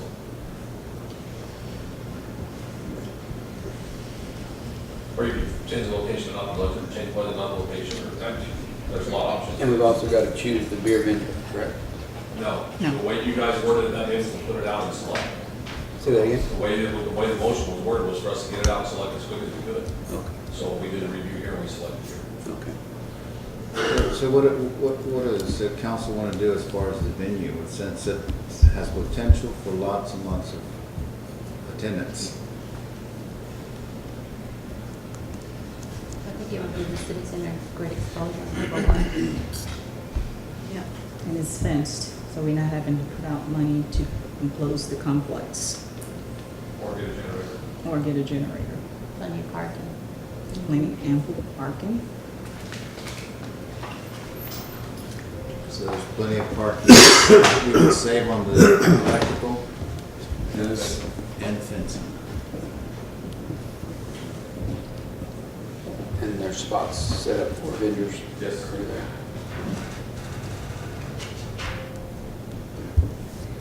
All right, is there any other discussion? So that's what's before the table. Is there a motion? Mayor Pro Tem, I'd like to make a motion that we accept Ms. Cleo's bid of $55,000 and also move the venue to the Civic Center. Okay, that's not an additional 55, it's an extra 25, for a total of 55 for the event. Right. So noted, and I second it. Okay, there's motion, there's second, all in favor? All against? So the vote is then 5-1.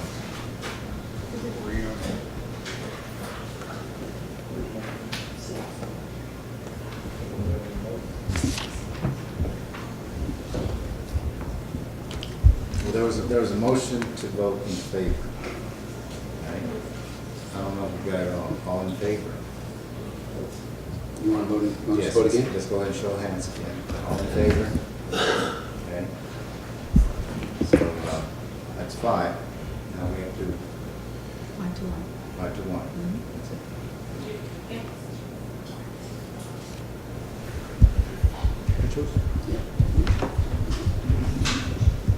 All right. Before you proceed on to item I would like to ask you to skip that. I was hoping I would have a bigger update. I've got some stuff in the manager's report, but the rest of the update I was hoping for didn't come. So I think we can just cover it in the manager's report. Okay, we're going to move on to item J, then discussion and possible action regarding community-wide cleanup campaign. This is an action item. Motion to discuss. Second. All in favor?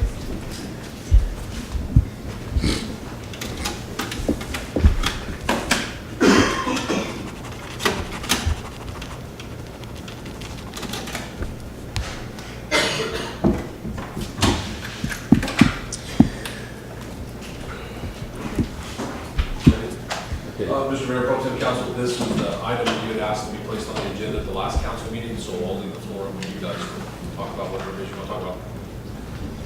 Well, we know we're having cleanup week next week, I think it is. 28. I thought it was the 16th. Main Street cleanup is. Oh, the ACI. ACI cleanup week is next week. That's correct. And then, the idea behind what I was thinking is that we have been asked by community members and business members to start cleaning up the town, in all areas of town. So we need to possibly think of how we can conduct a citywide cleaning campaign and just try to get everybody involved. And with, you know, us laying out the responsibilities for the city and responsibility for our citizens as far as how we want to get this done.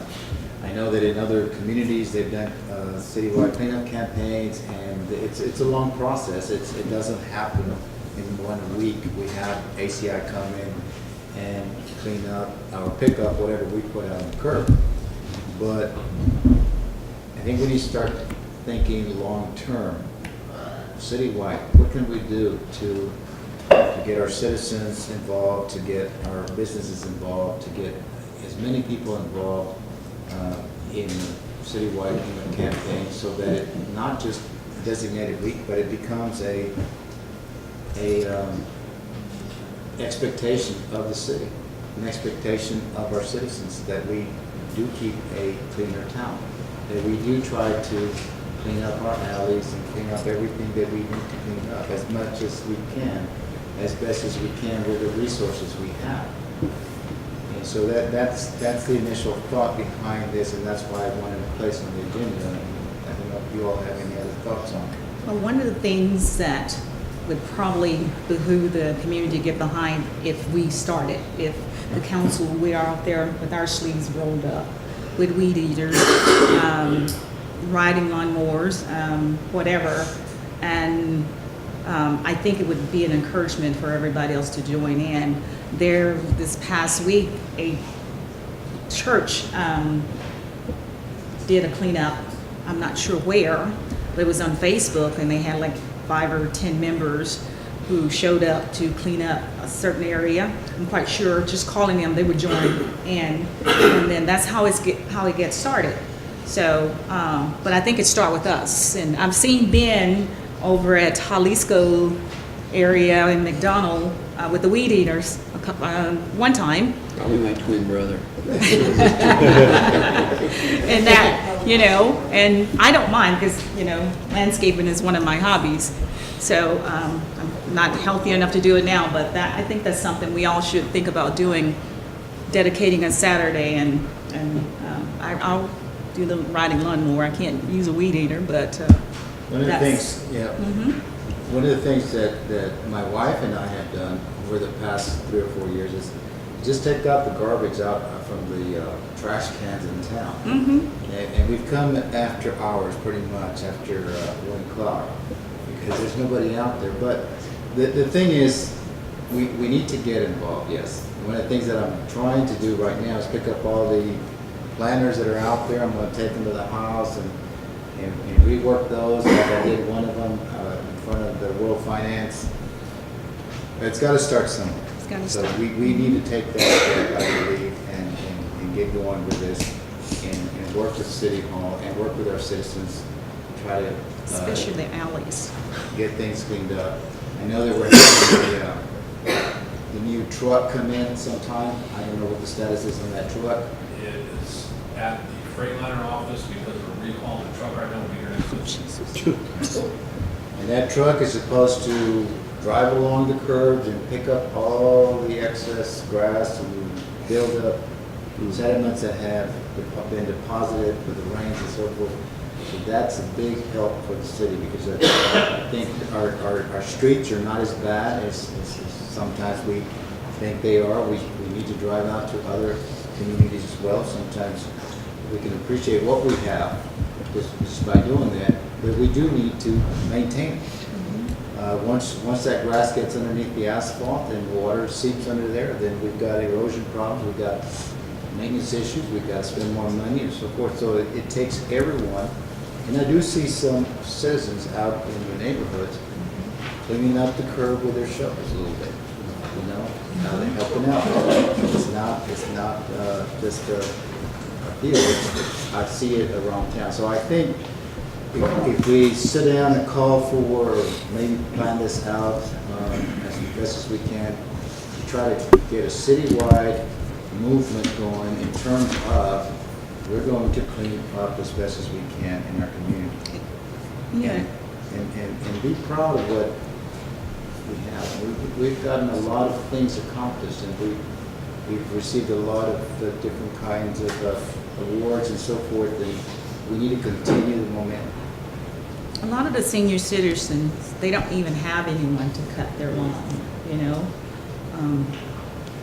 So it would be a great thing for us to target and see, you know, do you need your lawn cut today?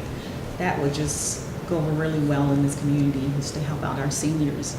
And not all of them, but there are a few who don't have the help, so. If we could identify them, identify, you know, so we could take some action. Because we can always do a blitz, you know, one weekend, we'll just do one complete area and, you know, so on and so forth. Exactly. I thought I'd on that. You know, I had an 83-year-old lady come into the office this past week. Owns a number of lots together. Oh, I know. And she was asking if she could get some help getting her lots cleaned up and offering to pay the city to go in there. You know, we need some high school kids to get motivated and start a yard cleaning service as town one. I mean, that's one thing that I think there's a bunch of people who say, well, I'll be willing to pay. She doesn't have anybody to do it, and her equipment's all been stolen, so she doesn't have a lawnmower, she doesn't have a weed whacker anymore because somebody took off with all it. So Xavier and I told her we were gonna go do her yard. So we'll come down on a Saturday and take care of her yard because she was begging for help. I did her lots last year. There's a few other things, I think as a council though, there's some other things that you guys need to think about that you can do, that I think would fall into what you're talking about. One of those, we talked about this, gosh, I don't remember, one of the town halls, I think, was starting a Yard of the Month award. So That used to be the chamber. Yeah, so the people are competing for the best yard, because that gives everybody some clean up their yard and make their yard look good. And I think that's something council can do very easy to kind of push that. Another thing, you know, there's the Keep America Beautiful program. Now that takes a little bit of a financial contribution from the city itself or from the organization that does it. But there's a lot of resources with that, and the big resource that comes with the Keep America Beautiful program is there's set dates a year. The Great American Cleanup, it's always an every year. And so the communities that are part of it all participate in that, and people get used to that day doing it. The county where I came from, we had it. The county sponsored that program. And on that cleanup day, we had about 700 people show up. And we provided gloves and bags and, you know, the stuff to go pick up the trash and then cook for everybody out. And we had huge thing. And all the groups that we sponsored the Pee Wee football teams. Guess what? That was one of their requirements, was to show up to those cleanups.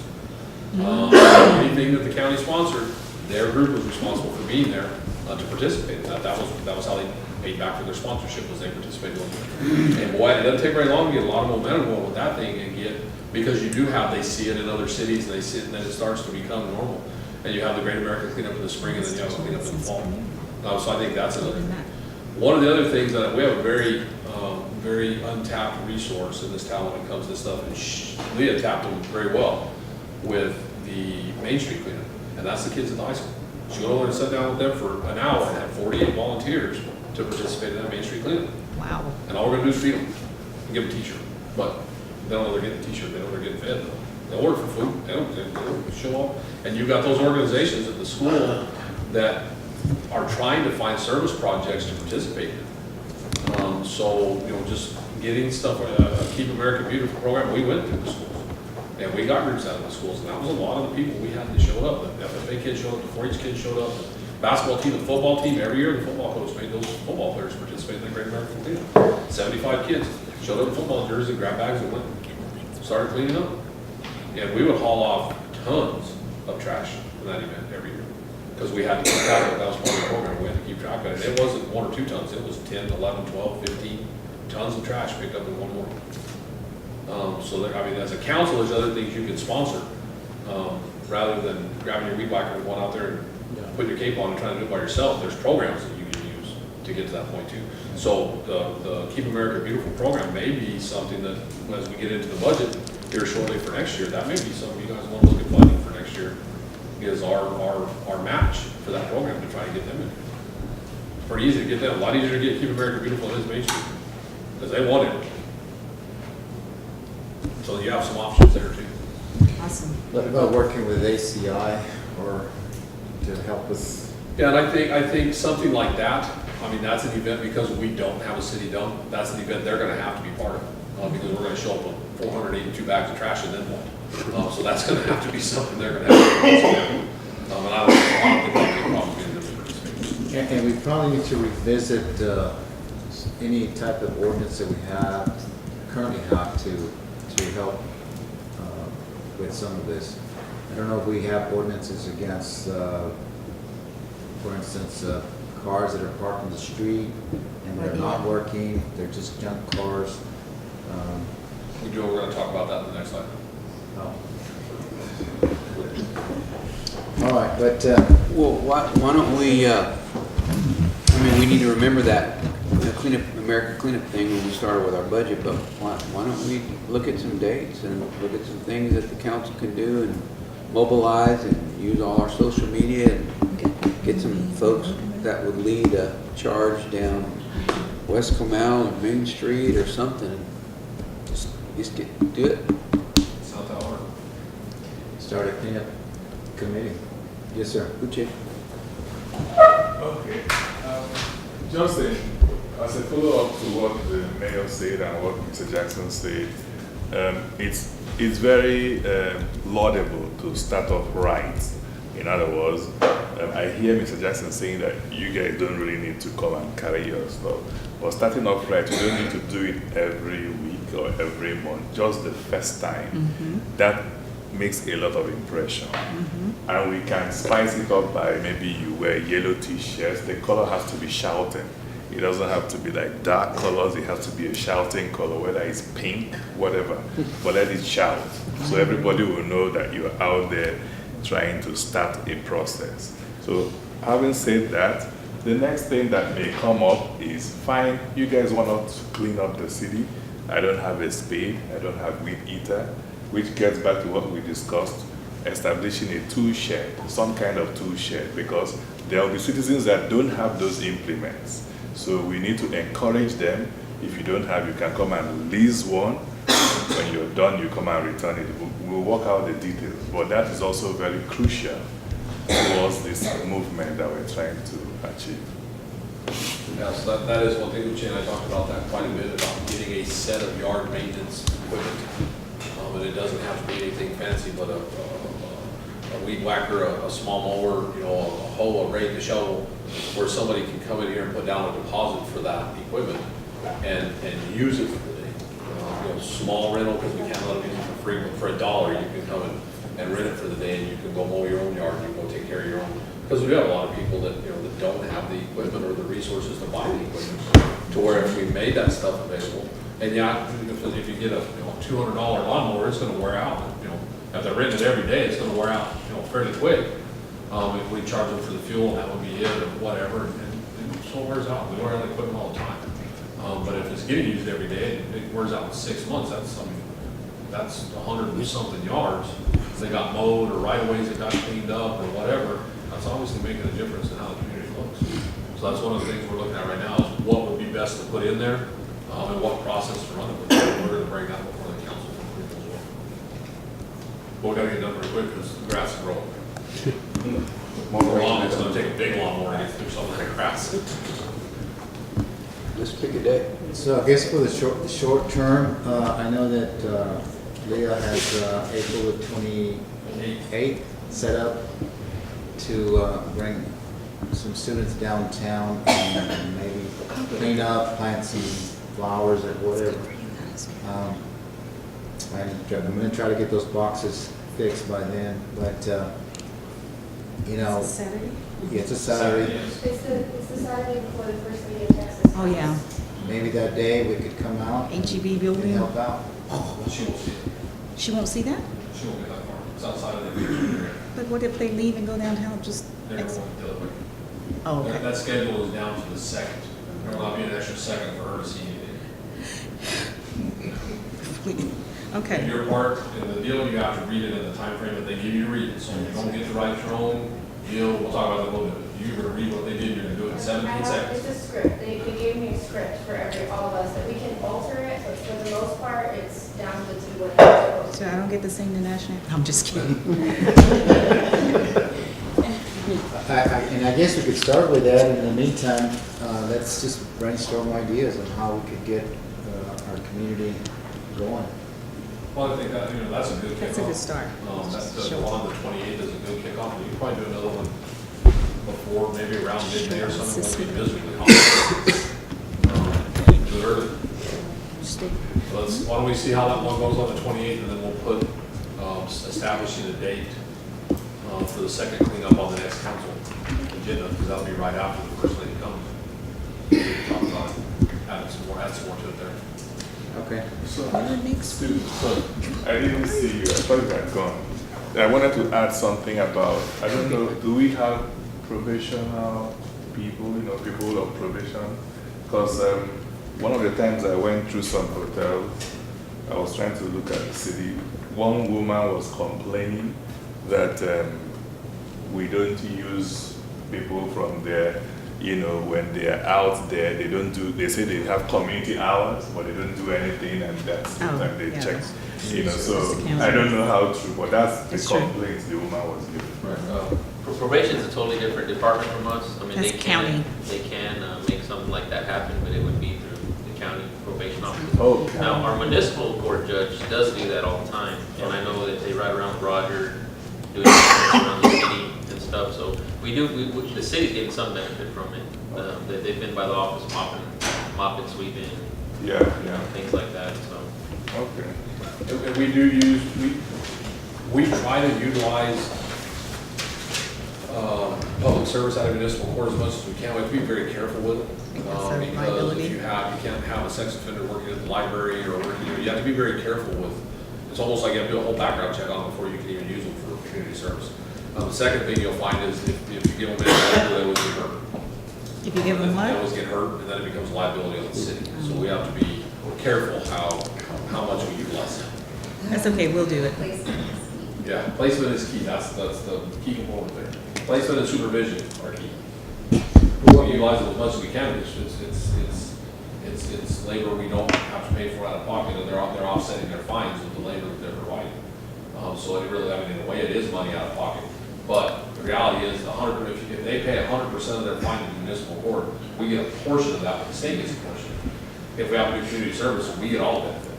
So it's better if we can utilize it in a work capacity, but then it can lead to trips to the hospital and so you got to workers' compensation. So does the council maybe want to set up April 28th as cleanup Saturday and ask the community to do their part around their home? I mean, just clean up Saturday, everybody clean up on Saturday the 28th. That's not a bad idea because you're going to already have all the stuff going on Main Street and you get it out there and then people are driving around there to see these kids out there with these t-shirts doing their cleanup. Or maybe they will go home clean their yard. Would we open the center, The tourism center? The station. the station, Tourism center? yeah, The dump station. the dump station, I'm sorry. It'll be open from 10 to 2 and the our cleanup's going to be going from 9 to 1. So yeah, if they did it at the same time, as us, it would be open. Can we extend hours maybe? That day? We could extend hours. Another thing that you could do, without, again, this could turn into a nightmare too, but at another meeting where this was actually an action item, is this an action item? No. Well, Where it's an action item, you could waive fees for yard refuge that day too if they wanted to. It is an action item. But then you're going to have people showing up with couches. There's no telling what all they're going to show up with that day. It would have to be for yard refuge only. That's fresh. Gotta get ACI ready then. but ACI comes right before that, so it shouldn't be any large items. That's the week before. Well, what's out there on the curb is supposed to be a certain size by a certain size, and a lot of those curb size loads end up being 20 times the size they're supposed to be. And he normally ends up extending that and just continuing to pick it up, so, yeah, sometimes it takes a while. Yes, sir. One thing that Katuna does is once, maybe twice a year, they have their waste disposal people bring a bunch of roll-offs and put them in a designated area. And everybody knows that's where you go to dump them. God, we would have Bigfoot more and everywhere dumping stuff We here. can talk I about can't that. see your mouth, I can't hear you. No. I can talk to Blake and see what we can do. Well, maybe see what we can do for the 28th of April, just kind of get our feet wet with it.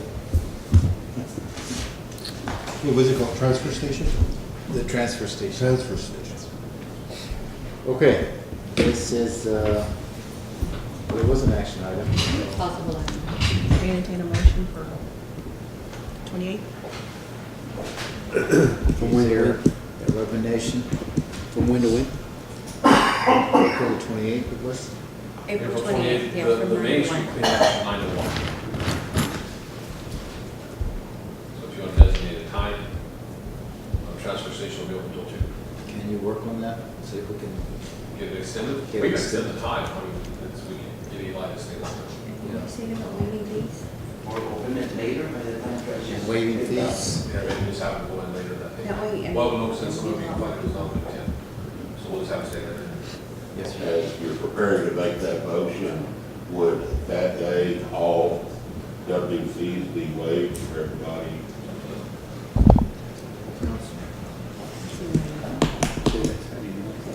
That was gonna be, I mean, if we were to waive the fees, that might get a lot more people, you know, clean up their yard. I agree. It's one day. Probably get a lot of brush. Do we have room for it? We always got room for more brush. But there's no fees on brush right now. It depends on the size of the load and how many loads. After so many loads, yes. Yeah, just one. But it is. Can we limit the cubic yards? I mean, You guys do whatever you want to. But it is cleanup, right? It's In cleanup. theory, if it goes out there, Just it's, make a motion. It's something that's not laying on the curb, Yeah. laying in the yard or. yeah. No human bodies, just No old bar. I think it's one day, I mean, if we can get something going. Yeah, and it'll create momentum because everybody will be cleaning up. Everybody be saving $5 a dump fees and they'll all go. There you go. Okay, is there any other discussion or kind of motion? I'll make a motion to designate April the 28th as community-wide cleanup and also waiving the fees for the transfer station and extending the hours to, for the transfer stations as well. To when? What time? Fine. So it opens at 10. 10 to 5. I don't think we'll see anybody before 10 o'clock that morning anyway. There's a motion on the table. Second. There's a second. All in favor? Passes. we gotta start. Unanimous. Thank you. All right, next on the agenda is update and discussion regarding fiscal year 2018 created ACO/code enforcement/ peace officer position. Oh, it's just before, one point of clarification, thanks to our finance director sitting over here.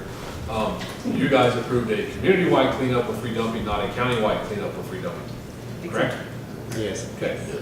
Community, yeah, the community. Community-wide, not county-wide. Okay, just wanted to be. No, I said community. City of Pearsall. I was clarifying that so everybody heard that. So I would assume the same rules apply, you gotta show up with a city utility bill. Yep. That's why, I just wanted to clarify that so everybody was very clear on that. Peter, all yours. Y'all want to just ask me some questions, or y'all want me to just kind of give you an overview where we're I at? think we wanted an overview of the new officer's role in all of this and code Okay, enforcement. Officer Gondara has been with us for how long now? 3 months.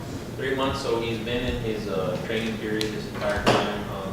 And it's been difficult because this is his first police job. So there's so much to learn just as a regular police officer. And then on top of that, we're piling on animal code and animal ordinance and code enforcement stuff. And so I just want to say how really, really impressed I am by him because he has grasped everything so quickly. And he's out there doing the job. We're getting ready to just be cut loose on his own off of the field training program, so where he'll be operating completely alone. He's doing a lot of the work already. He's been capturing dogs based off of his, not just dogs, but all animals that are running at large out there, from chickens, kittens, cats to dogs. Cows, we've had him out chasing cattle, horses. Chickens. He's trained in sedation as well? Sir, come in? Sedation, like having to put them Not yet. with Not a dish? yet. Okay. At this point, he's basically a police officer for dogs. He's catching the dogs and putting them in jail. And we have Jesse who's handling the euthanization. Okay, well, not euthanization, but just to immobilize them, just to take them away. He will, first week of May, he's What do you going call for it? that. Tranquilize them, yes. Tranquilize them, yes. We're still immobilized. He's going at the first week. We do have all the equipment to Okay. be guarding the animals. He's just not trained to do it yet. So as soon as we get him trained by the state regs, then we'll put him out there to do that as well. So right now he's been setting up traps. He's been getting. I tell you what, he's been getting a lot of cooperation from the citizens. They're actually out catching animals too and calling us to come get them. And So are we charging, because before the citizen, if they were to catch an animal, they still have to pay us to you guys to pick it up? Right. We are charging for the, what? We're charging to go and set the traps, and we have a fee in case something happens to the trap. They come over here and get it. And what is that fee right now? Right now, I believe it's 25, And they get it back. and they get it back. Oh, they get it, They okay. get our trap back. That's the part I'm not hearing, Yeah, okay. it's a deposit, make sure we don't lose our equipment out there. Okay, that makes sense. So basically, his job is being proactive. So anywhere you go out and you see a group of dogs, loose or whatever the animal may be, we try to find a cooperative citizen that will allow us to set a trap on their property. Because we can't just go and run up to your yard, throw a trap and leave. We gotta get their consent at that time. And if they're not cooperative, then we seek other avenues to get that done. We have, I say we, Mr. Gonda here has issued several citations for the dogs that have been running at large. We have had some dog bites here recently, so we've been quarantining the animals. There's $150 that they're paying after the 10-day quarantine, in addition to receiving their municipal citation. So they're going to be facing possible additional fees that's up to the municipal court judge, though we don't set those final rates. What else can I tell you? And I know you do we guys have an mentioned- ordinance in place on the amount of a dog that each citizen can have? Yes. Okay. Yeah, it's all clearly stated. I believe it's 3 dogs. 3 dogs or cats. Okay. That's the max they can even have when they're, as pets. And there is some exclusions for breeders and Okay. like Mrs. Judy's one out there. There's exceptions for all that, those type of shelters. It's very well written. I will say some of the fees are kind of low in there, but you open up a can of worms with that, which I'm not trying to do. I'm just saying. I know, just The curious. more teeth you put to the ordinance, the more compliance you may get. But he's doing a good job. As soon as we can get him up to date on all this stuff, we hope to get him code compliance certified also. As of right now, any city ordinances that you guys have on the books, which I know you guys mentioned the junk cars and stuff, we can do that already. The code compliance official training that'd be like for building inspection and all that stuff, which we're not qualified for right now. So we're basically enforcing your city ordinances, junk, overgrown grass, that kind of stuff is things that we're looking at taking care of now. Are you following up on transient vendors? there's some permits? You know, I just had somebody ask me that same question. I can't sit here and tell you that, yes, we've been going to each vendor. It's something that I need to readdress to the guys to make sure that we do go by and just ask for the permit. Hey, where's your permit? Here it is. Okay, have a nice day. You know, as opposed to, no, I don't have one. Here's the process, here's the procedure. Go get yourself one, you know. So that's something that he'll be addressing too. He's been on a rotating schedule because of his training, but now once we get him out of this, we'll put him on a set schedule. We'll make that set schedule known to the public to know that, hey, this guy's working from these hours on these dates. And it'll be we're looking to put him on some non-conventional hours, not 8 to 5. It'll probably be something like 12 to 8, 2 to 10, shifts like that. Because you know, sometimes the animal owners are out at work, they're not home till after 5 or 6. So we want to make sure that we can make contact with them, let them know that we captured their animal or that their animal's loose and we keep seeing it out. We can't catch it, but we know it's yours, so here's your ticket, type of thing. So there's that. You know, we're looking at other avenues too, because Richie here's told me several times how rough it is seeing these animals be put down, you know, when the time comes. And it's not something that we're enjoying. It's not something that we want to do. We're trying to find a home for each animal. So we're trying to hold on to the animals as long as possible. And in addition to that, we're hoping to share them through social media, photos, and say, hey, we caught this beautiful dog. Somebody come get them. You know, right now we have a litter of kittens and a litter of puppies. That's with the mom that's still feeding right now, and we're going to hold on to them as long as we can, as long as our finances allow, you know.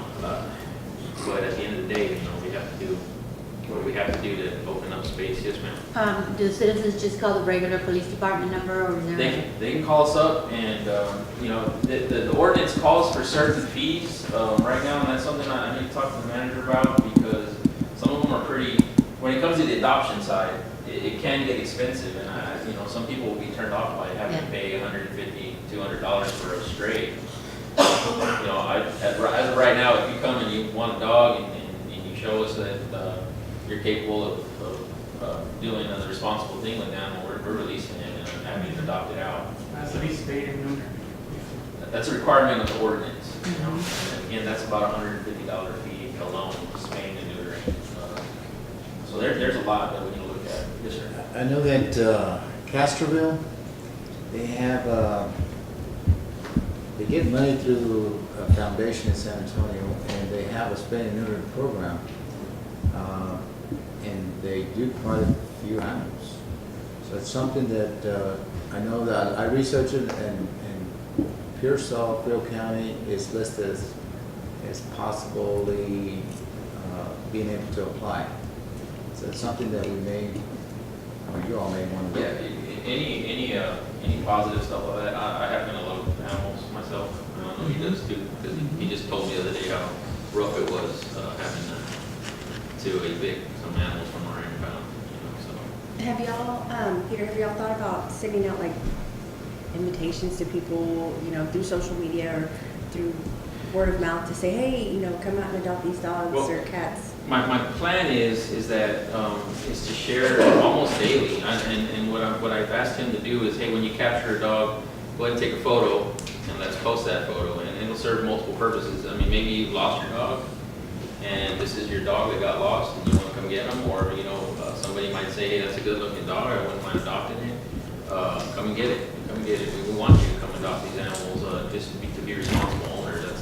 That's the issue. You know, these animals didn't ask to be locked up. You know, they're just being themselves, and it's the irresponsible owners that put us in this situation. And it's a bad situation to be in.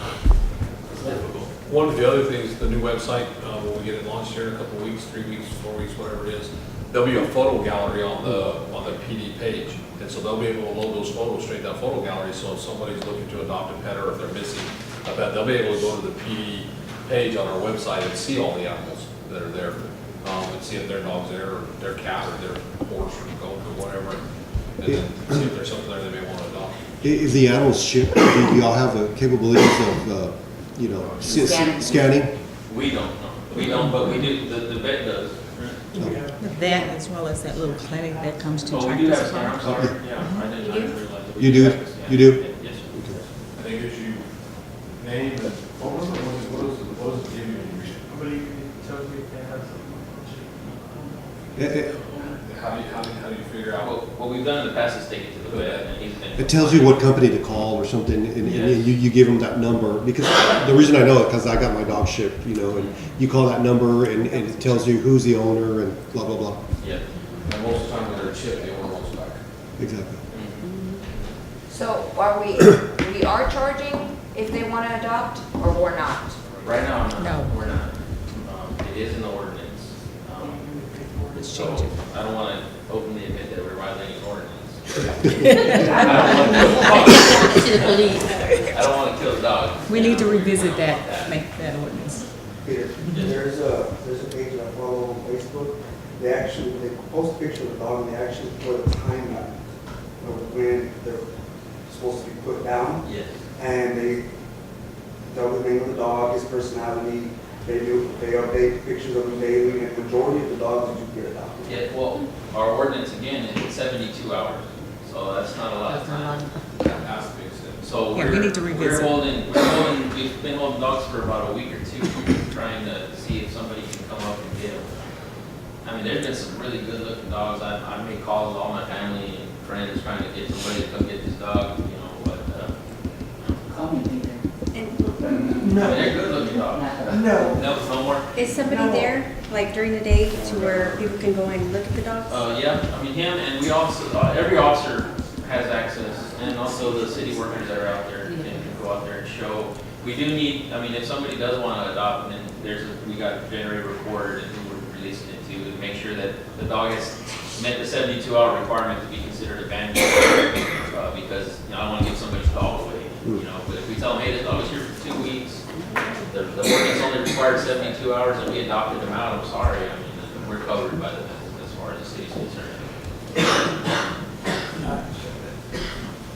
I want to suggest that we might need to let the community know about the ordinances that we currently have in place, because I did not know about any ordinances concerning animals until I got on the council, and I asked.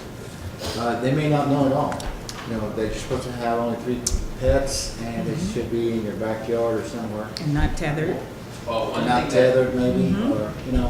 one thing that was pointed out to Richie in training was that our ordinance has, there's a, Pearsall currently has a ban on all pit bulls. I mean, you're not allowed to even have one. The breed is banned, So we didn't know that. right? Well, they said that's you're asking Yeah. yourselves for trouble, you're asking for trouble. Yeah, by we having that ban. really So, need to revisit those. I would, go ahead. I believe they said they're not banned, but pit bull, German shepherds, and Rottweilers, I believe, must be insured. They have to be insured and Because have they're all- considered dangerous dogs. And there's a $100,000 liability insurance requirement. There's multiple requirements that I guarantee you nobody is adhering to. So that now, you're talking about revisiting the ordinance, that's something you cannot change, that's a requirement. That's a It's state- as it's a homeowner, state, that's but, law requirement. If you own one of those 3 species, you have to have extra insurance. So, I mean, it's going to require a lot of public education to let them know that this has been on the books, just nobody's been doing it for years, and we're trying to get it going. It's tough, it really is, it's tough. Maybe it's time to revisit all that so that your job's going to be as difficult. There's just too many animals. Yeah, and I'll tell you, he has the most difficult job in the entire department by far. And when we first talked about this position, we talked about having more than one. And we weren't able to due to budget constraints or whatever, what have you. But I would hope that maybe when things have gotten better, that we can revisit that, because it's too much for one guy. It's too much for one guy. He's not only doing that stuff, he's also responding to regular calls for police service, running traffic like any other officer would. He's doing everything a police officer does in addition to trying to work on animal control and code enforcement. Yeah, we possibly. Yeah, we I've had this conversation with Peter before. Claire Callison is the Director of Operations for San Antonio Pets Alive. They've offered to come down and help take animals. We've just been having a hard time connecting missing phone calls. I can get that information to Peter, and she also was willing to help us strive to be a no-kill city. So as we move forward and the council looks into this, what actions we can take to try to help. I've been monitoring social media and then hearing back from different community members, especially the kids at the high school. There's a whole bunch of volunteers out there, that there is a community interest in wanting to find whether you put in a humane society, you do some kind of animal shelter, because we don't have anything of that kind. We have kennels or something like that. So at this point, at what point does the city address that need? And so I would ask that to be considered. But we do have an outreach. San Antonio Pets Alive has offered to come and assist us to start that phase. It's a matter of just touching base and getting people to start working on it who don't have 40-hour work week jobs. Right now, as long as you have space and we have food, which we have plenty of right now, we're keeping them as long as possible until we run out of room. And then we have to make a difficult decision. You know, one of the other things I would add to that, two things I would add to this before they wrap up. One, when it comes to the idea of a shelter or a humane society type deal, when Xavier and I went and talked to the kids at the high school last year, and they had a community project, and they came and talked to us about it, and then we went over there and they presented all their community projects. Probably over half of those kids' projects related back to doing something like that. And so I think there's a lot of kids at the high school that would be interested in volunteering to help in something like that. It then comes back again to liability. You know, if it's a city-owned facility, then there's a whole liability on the city. A lot of those shelters are nonprofits. And so if somebody would open it, if we could get it as a nonprofit format and support it as a city, which is what I did in my county up there. The county didn't own the shelter, but the county supported the shelter as the holding place for our convict dogs and cats and whatever else. We basically paid for everything, but we didn't own it. And so you got to be careful with the liability part of it. But there's a lot of different mechanisms to try to do some of that stuff. But there are tons of groups out there that we can reach out to now and get help. And that's just part of the picture that we're talking about. Because this wasn't just talking about, this whole presentation wasn't supposed to just be talking about dogs and cats and chickens and horses. It was the whole thing, the co-part of it too. And so that's part of what I wanted to make sure that you guys got in the understanding for this tonight.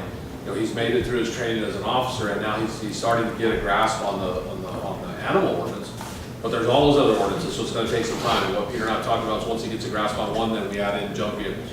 Then we add in yards. Then we add in, so he learns them as he goes, and you're not just inundating him with everything all at once.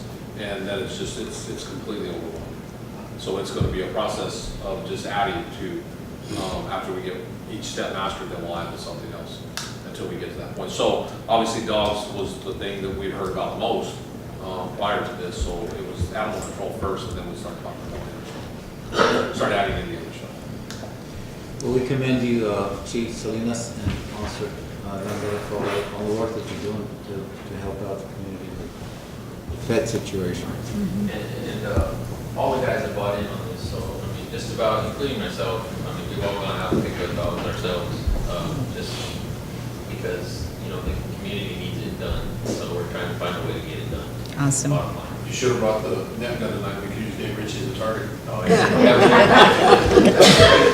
We've looked at every innovation out there that we can possibly locate to help us get this job done. We know that the city needs it, and we're trying. Believe me, we're trying. Awesome.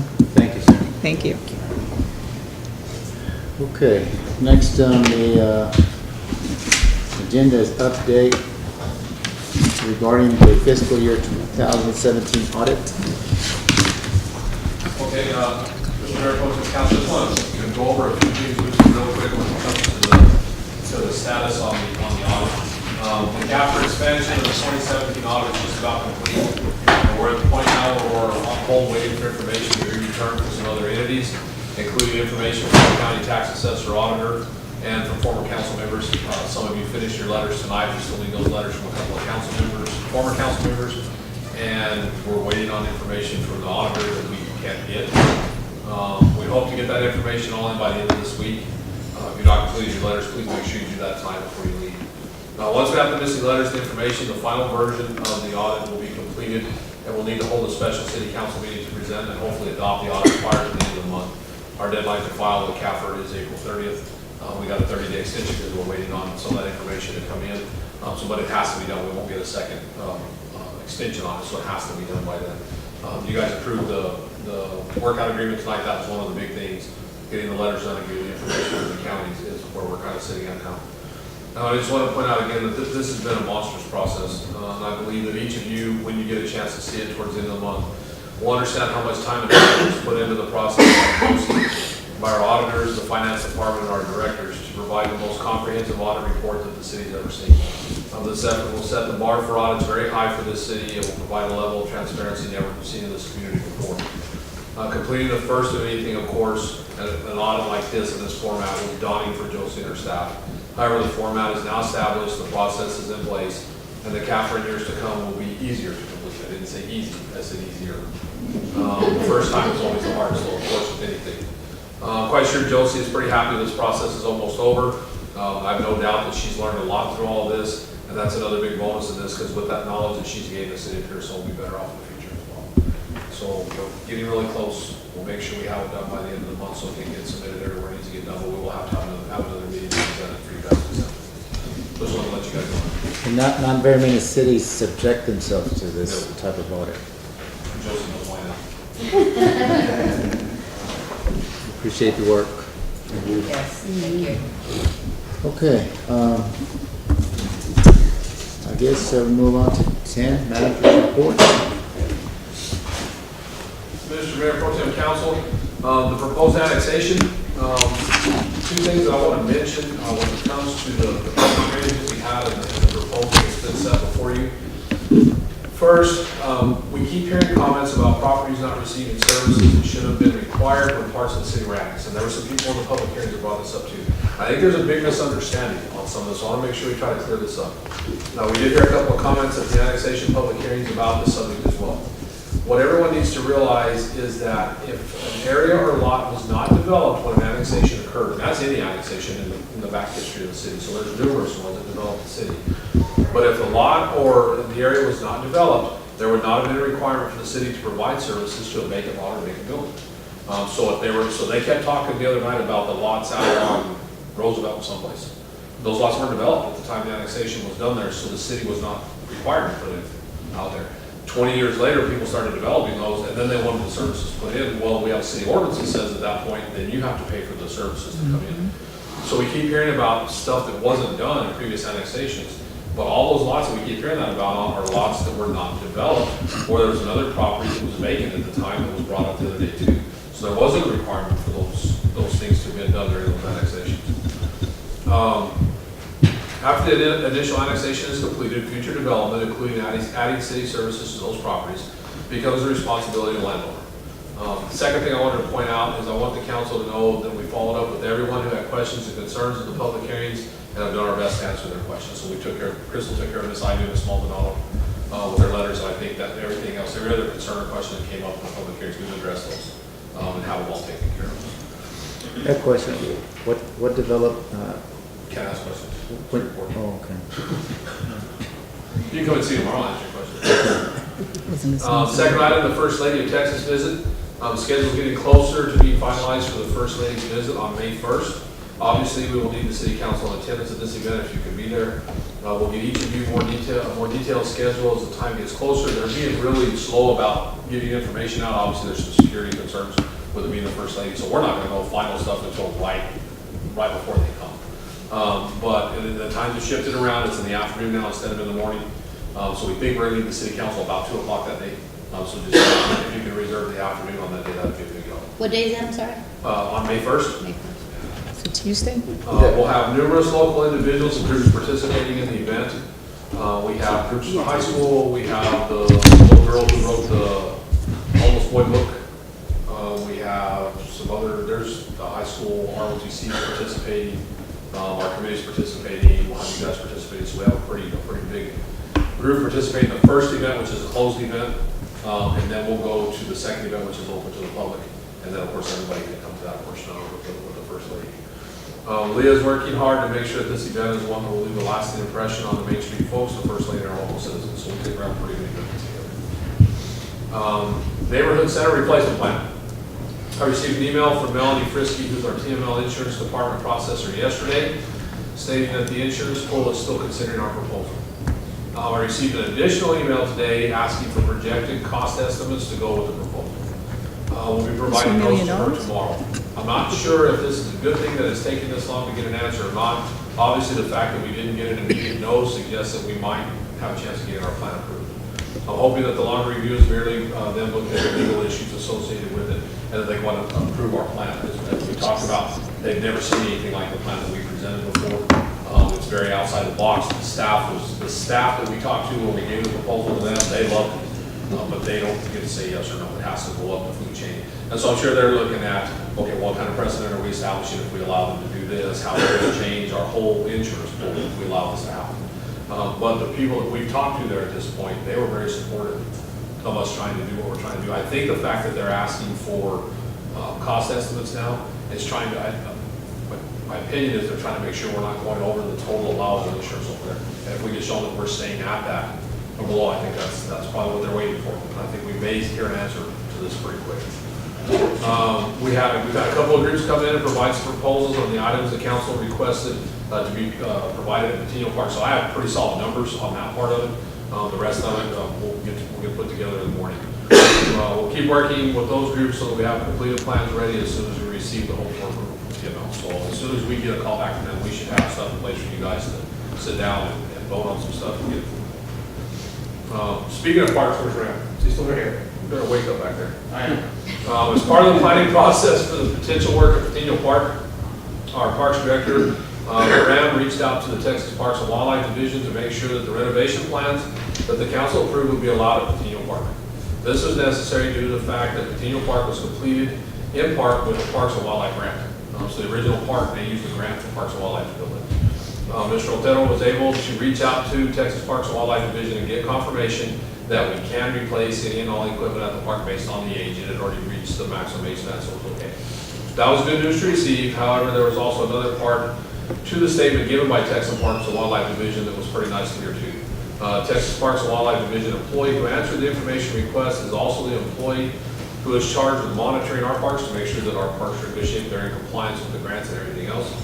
I just wanted to point out that he was extremely complimentary of the condition of all of our parks and the job that Mr. Otero and his crew do maintain our city parks. Last month we talked about a number of awards that the city had received. It's nice this month to be able to follow up that recognition with Mr. Otero and his park crew being recognized for their work from the Texas Parks and Wildlife.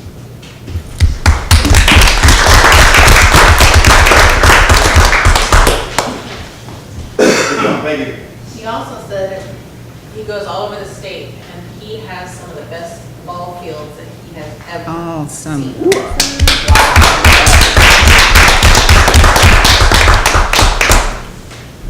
So you can't retire. You can't retire for like 20 more years. Okay. Frio County Claybusters shoot. I attended the Frio County Claybusters event this last weekend. Not exactly sure what the final numbers were. However, I did want to tell you that the attendance on Friday night was definitely much larger than it was last year. I was told that the pre-registration for the event was also significantly higher than it was last year as well. It was very well organized, and everything that I saw out there looks like they had a very, very, very large attendance at that event. So it was a good event. The utility amnesty program has come to an end. The city council approved utility amnesty program has come to an end. The final group of contracts were the contracts with individuals who chose to pay 5% of their outstanding balance on top of their monthly bill each month over a 20-year period. We sent out disconnect letters to those who had not paid off those accounts. We began disconnecting unpaid accounts this morning. There were approximately 80 letters sent out. Many were paid in full. A few were given an additional amount of time with significantly increased payment requirements, and approximately 30 were sent to be disconnected. Services at the addresses that are disconnected will not be able to reconnect until the entire balance due is paid in full. That's something the ordinance you guys approved. The hot fund payments audit, I just want to give you an update on that after a significant amount of work. A contractor has been preliminarily selected to conduct the hot fund audits. We discussed a couple months ago in our regular meeting. I received a proposed contract from that vendor and sent that proposal to our city attorney for review. Our city attorney is currently waiting for a return call from the vendor to iron out a couple of minor details of the contract. Once there's an agreement on these small details, we'll get the vendor to work completing the audits on our details. So we think we'll see some significant numbers out of that. The Main Street cleanup, we kind of talked about this a little bit already. The first Main Street cleanup is scheduled from April 28th, for April 28th from 9 a.m. to 1 p.m. The cleanup will start here at City Hall, with groups being formed and assignments being designated from here. Our Main Street board members will serve as the group leaders for the groups. At the end of the cleanup, we're going to have a cookout for the volunteers at the Tourism and Business Development Center. Mr. Robert Brothers, with Reliable Hose, volunteered to pay for half the food and to cook for the volunteers. So he's going to do all the cooking and he's going to pay for half. We'll get someone else to pay for the half. Who? Robert Brothers. Mr. Cajun Gumbo. The gas line replacement project, phase 3.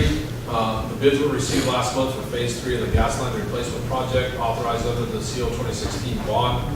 Those bids received were all significantly above what the city council had budgeted for this portion of the project. As such, we're looking at rewording the scope of the project and going back out for bids for this phase. So it was way above the budget. I think part of the problem was the groups that came in, all they wanted to do was bore everything. They didn't want to do any open trenching because they could get done faster. Of course, the boring costs a whole lot more, so their proposals all came in with everything being bored, and it was expensive. And so basically, we told them that it was way above what we had designated for the project. So we may revamp the scope and say no more, only boring under concrete or whatever, so we get appropriate bids this next time that we can actually start. The demolition of the neighborhood center. Demolition of the neighborhood center has been completed. We had a couple of issues with the demolition. The building we planned to retain was accidentally damaged when the roof of the main building was removed. The supports that attached the roof were also tied into the west wall of that outer building. And when it was pulled up to remove the roof, a large portion of the upper part of the wall on that building we were going to keep came off. There was the way that building was put together, there's no way to tell. They were 20 feet from it when they pulled that one piece and it basically pulled down the west wall. So as such, it was determined to go ahead and remove that building as well because we couldn't fix it. Then second, the supports for the 1949 arch, they were tied all the way into the very back of the building. So they tried to work around it and come in from the back and save the arch. First place they touched in the back, the arch twisted because it was tied in all the way to the back. So they stopped and called me and we went over there and talked to them. We were able to actually cut out of the plaster the 1949 date. So we have that piece on a pallet over at the service center under lock and key so that it can't get destroyed, so that after we get approval to do the park, we can figure out some way to take that portion of it and put it back in there. Awesome. And still have that portion from it. So we do have the date, we were able to save it. Two items of good news. First, we were able to cut that second thing out. Second item of good news on that, because that second building that outer building we were going to keep was damaged, they ended up removing it for free, so we didn't have to pay to remove it. So that was good. And the demolition was completed at the exact budget that TML provided. So the money that we got for the demolition is exactly what went out. It didn't cost us anything else. To where if we had decided to pay for the removal of that building ourselves, it would have cost us extra. So maybe it was for that. And that's all. Thank you. Next is a review of bills paid. Questions? I have a couple questions here. Universe Holdings, there's like 3 pages. We pay them on a weekly basis, and it's all departments, all of them. Oh, okay. So that's why it's huge pack. Who are they? Supplies? or what? Universe is the Uniforms. Carpet cleaning. Okay. Oh, Oh, Unifirst. Okay, yeah. Is that what? Hadn't seen it before like that. And the other one is Zone Industries? Zone Industries, I believe, is the chemicals for water. Yeah, chemicals for the water plants, chlorine and the chemicals. Because that one was a big one. That's another user expenditure that the water plant uses. Is that a monthly or? Well, it depends on their usage. Yeah. It's about every 3 months, isn't it? About every quarter. It depends on how much water is on. During the winter time, probably stretches out longer in the summer when people are watering yards and whatever, they buy more. All right, thank you.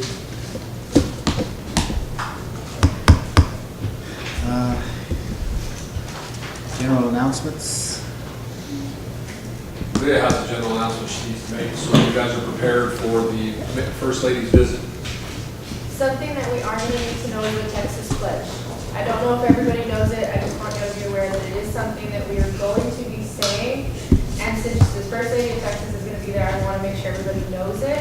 So we've already all been practicing it, and I just, when that is one thing that is on the agenda. Listen, please, everybody, try to memorize it before the event. I remember, it. Do you have a copy? I have a screenshot on my phone, so I'll send it to you. It's just that one, the really short, under the Texas flag, I pledge allegiance to the Texas, whatever, right? That's it? One state under God, one state under the other. I'll send it to you. Yeah. Okay, any other announcements? Also, just tangent off of that, May 1st is the last day for early voting. Just to let you guys know.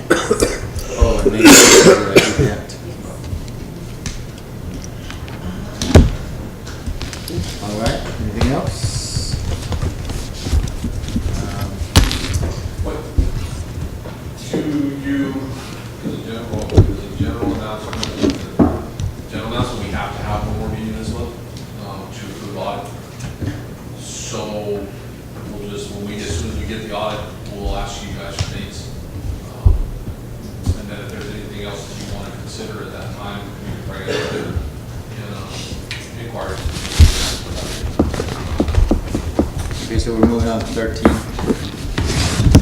City Council inquiries for staff and/or items for future agendas. This is no action or, no discussion or action.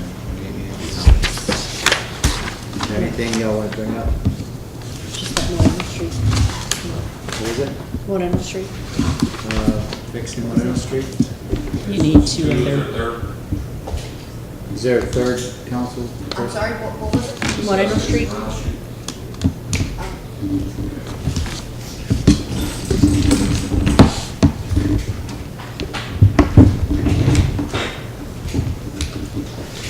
How are we on that budget is for the street? We can't do that As part of here. that action item, we'll have an updated budget for you. Yeah, that would have to be part of it. Okay, Part of yeah. that item. And we'll have LB here with maybe some projected costs. Projected cost. So is there any other inquiries? I don't know if I can, I'm looking to, I guess, amend something on the charter. Can you look into that? I don't know if I can. You can do a charter review once every 2 years. And it's 2 years, this is a charter review done here. The problem with that right now would be, one, you can do it now, start now for the next general election. Can you do it for the special election? I think you could amend the charter for a special election, but that's expensive. Okay. Obviously, every two. Do it every 5 years. You start the review process, do it every 5 years. Every two. Well, maybe we can. I thought obviously the last one was every 2 years. We'll look into it. Yeah, we'll get you some information on that for the next meeting and do it in analysis. I'll do it in that. And one of the things that I know we've talked about before is maybe every quarterly do roles and responsibilities of the city manager. Yes. Next meeting, Is it tonight? Yeah. It's we did it in the last time we did that was in January, right? Yeah, this time. So it's time. like when the special, we do that, the special. That doesn't need to agree with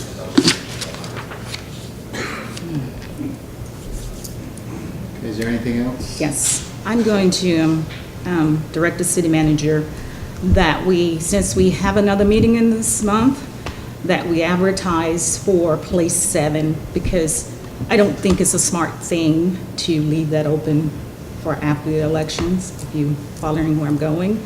We need someone who's going to have our ideology to continue with the betterment of the community, so we just probably don't want to leave that that seat open, and we may get some great candidates that come in here and apply, and that we can appoint, and then they would be able to run with Ben and I in the next 2019? Yes.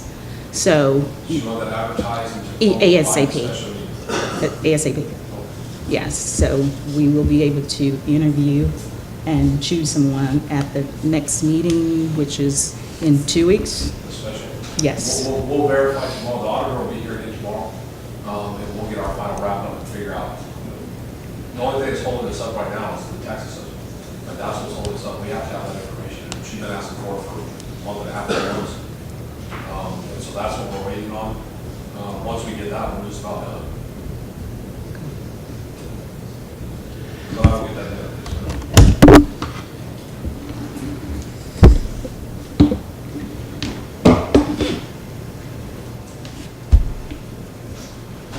Anything else? Is there anything else? Okay. Then it's time to make a motion to. I'll make a motion, we adjourn. Second. All in favor?